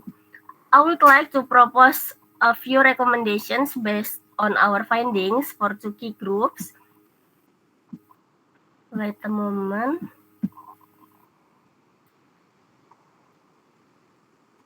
For educators and for the parents, shift the conversation from outcome to process. Instead of asking, what grade did you get? Let's start asking, what did you learn today? Or what part was challenging for you? Let's praise effort, progress, and resilience, not just the final number on a test paper. This directly combats the idea that a grade is the only thing that matters. And then the second recommendation is create an emotionally safe space. Our study showed that students are afraid. We need to build an environment where they feel safe to say, I'm struggling with this, or I'm worried about this test, without fear of judgment or punishment. This helps them manage their anxiety instead of hiding it. And then the next recommendation is for our policymakers, which is our government. Yeah, I know it's not really clearly said to them, but yeah, we are the future educators, so I hope we can bring this for our future education system. Let's promote a more balanced and human assessment system. Like what Mr. Bill already said before, there are several principles of assessment. This means moving towards assessment that measure a wider range of skills like creativity, collaboration, and critical thinking. This is also based on the rubric from the teacher, and then not just what can be memorized for a test. So the assessment is not just the multiple choice or the if you already hear about the fixed mindset that just yes or no answer. So the teacher, as a teacher, we need to give some assessment that can grow the mindset of the student. So the student can explain more, and then the answer can be long explanation. This system can values growth over time, not just performance on a single day. Lastly, from me, this is about redefining success. Success shouldn't just be a high score. It should be creating lifelong learners who are curious, resilient, and emotionally healthy. So That's our findings from this topic. I will give it back to Mr. Kresno. Okay, thank you, Miss Grace. It's very well explained. And the conclusion from our research is that the student academic achievement cannot be fully understood without considering their social and emotional factors. This means that things like teamwork, team assignment, project-based learning, things like that, that one we as a teacher would want the students to grow not only academically but also socially, and therefore teamwork in their assessment should be one of the best practices we can give to them. Next one, an emphasis on numerical grades create a high pressure learning environment that can damage long-term motivation. One thing that I may add to this is that instead of a summative assessment that conclude all of their learning in only one or two scores, the learning of the students can be easily seen in things like such as a project portfolio where their formative learning is assessed each day or each week, so that the process on how the student grow from someone who is really shy, don't want to talk about anything, and then becoming more and more brave and confidence on themselves can be seen. Third one, there is an urgent need to shift towards more holistic assessment and practices that value process, effort, and emotional growth, not just the final outcome. For those who never seen it before, you can see things such as in uh, international baccalaureate or Montessori or Waldorf or any other uh, alternative non-conventional things that you can do and take it as inspiration on how should you design your classroom and lessons. Okay, next.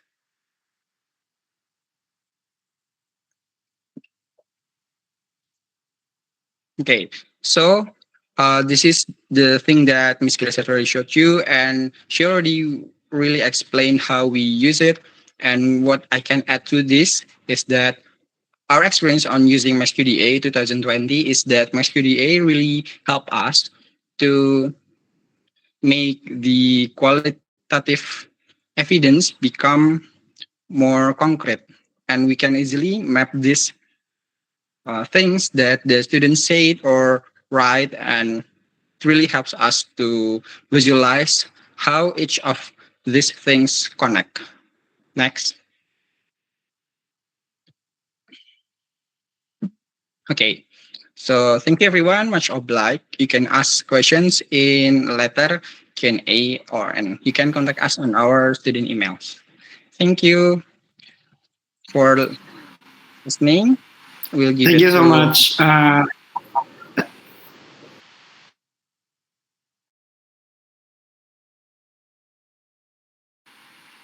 Yeah, thank you so much, Mr. Krishna and Miss Rachel.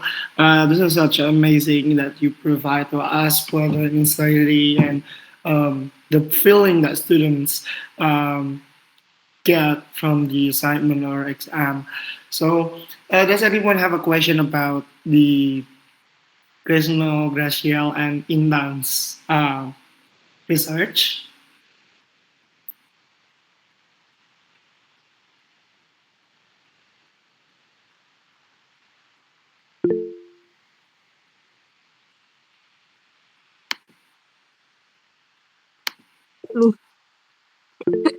Maybe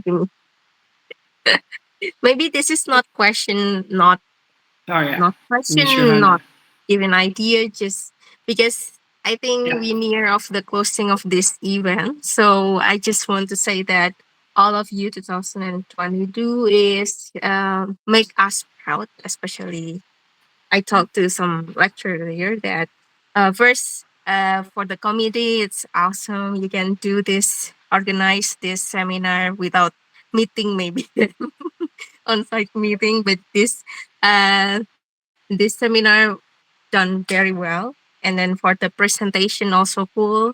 As I told you, I never see you using English in my classroom. So when I saw you today, it's like, lah, bisa diajak pakai bahasa Inggris gitu kan.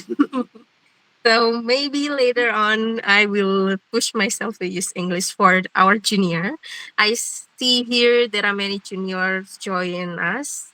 That's why I'm feeling proud also because you give such kind of inspirations to our junior that they can, so they have hope to, yeah, you can use English. You can teach in English.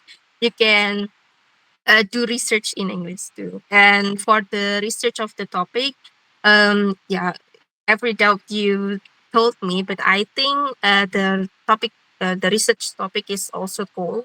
Maybe if you are concerned about it, you can just go with your TA with Positive. Maybe you can consult it with Positive and Missional too. And then the alumni also proud. So Miss Olga told me that, yeah, this is supposed to be done for many uh, event, not only this event, that also invited the alumni to join because this is kind of good. And I was thinking this is very good community to learn together. I mean, in every uh, agenda that BPA is made, maybe this is very good agenda to be done in the next year and the next year and the next year because this is important for all of us. And also, yeah, I think that's all. Thank you, but we just like wow, cool. We need to do it often. Thank you.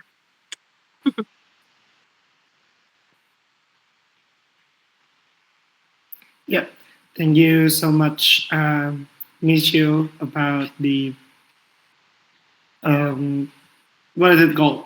Advice or saying that this is so cool. And then I want you to guys to do some absent, not absent, attendance in here. Does a committee send the link for the participant?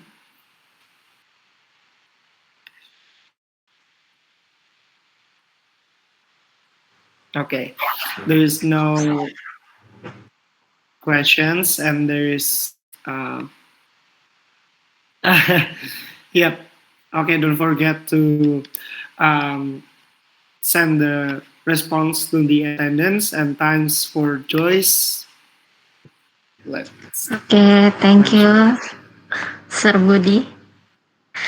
Okay, I just want to reminder for student can fill in the attendance link sent in the chat column for VP students.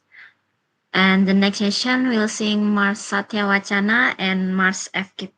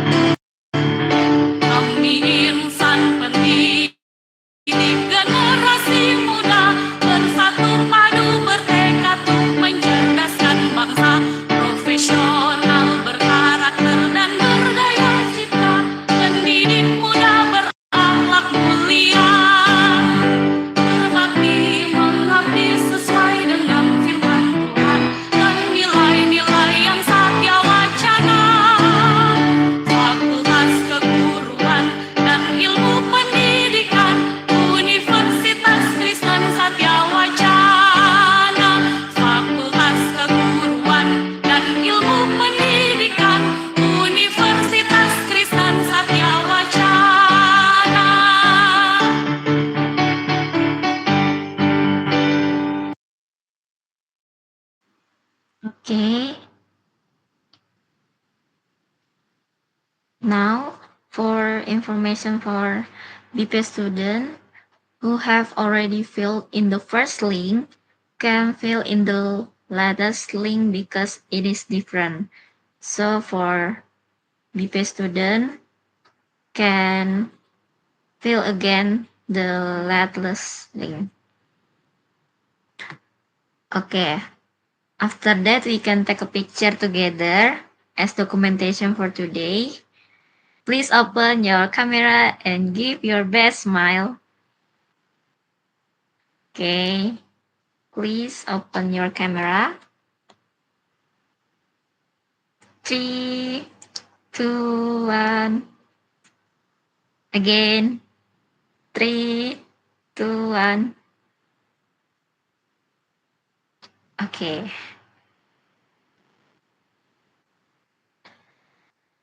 The next session is closing prayer. Before concluding today's seminar, let me lead us in the closing prayer. Let's pray. Good afternoon, our Heavenly Father. Thank you for your blessing today. We are delighted to meet at this seminar and we have completed at this seminar. We hope we can apply the information for our life. And thank you for all participants who have supported this seminar. In the name of Jesus Christ, we pray. Amen. Thank you, Budi and Joyce. Thank See you, you. Miss. Thank you all. Good job, guys.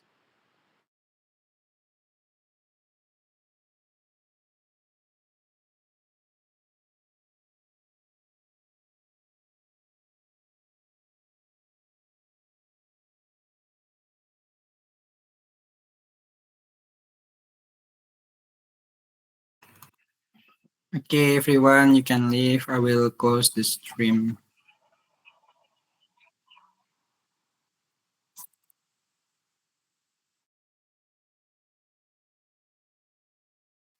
Akhirnya semprot juga ya. Bye-bye.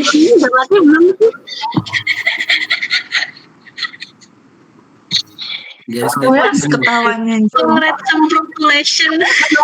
Aku nggak berani ngomong. Gugup. Anjir, astaga. Kalian live kah sekarang? BTW, info magang. Cerita dong, guys.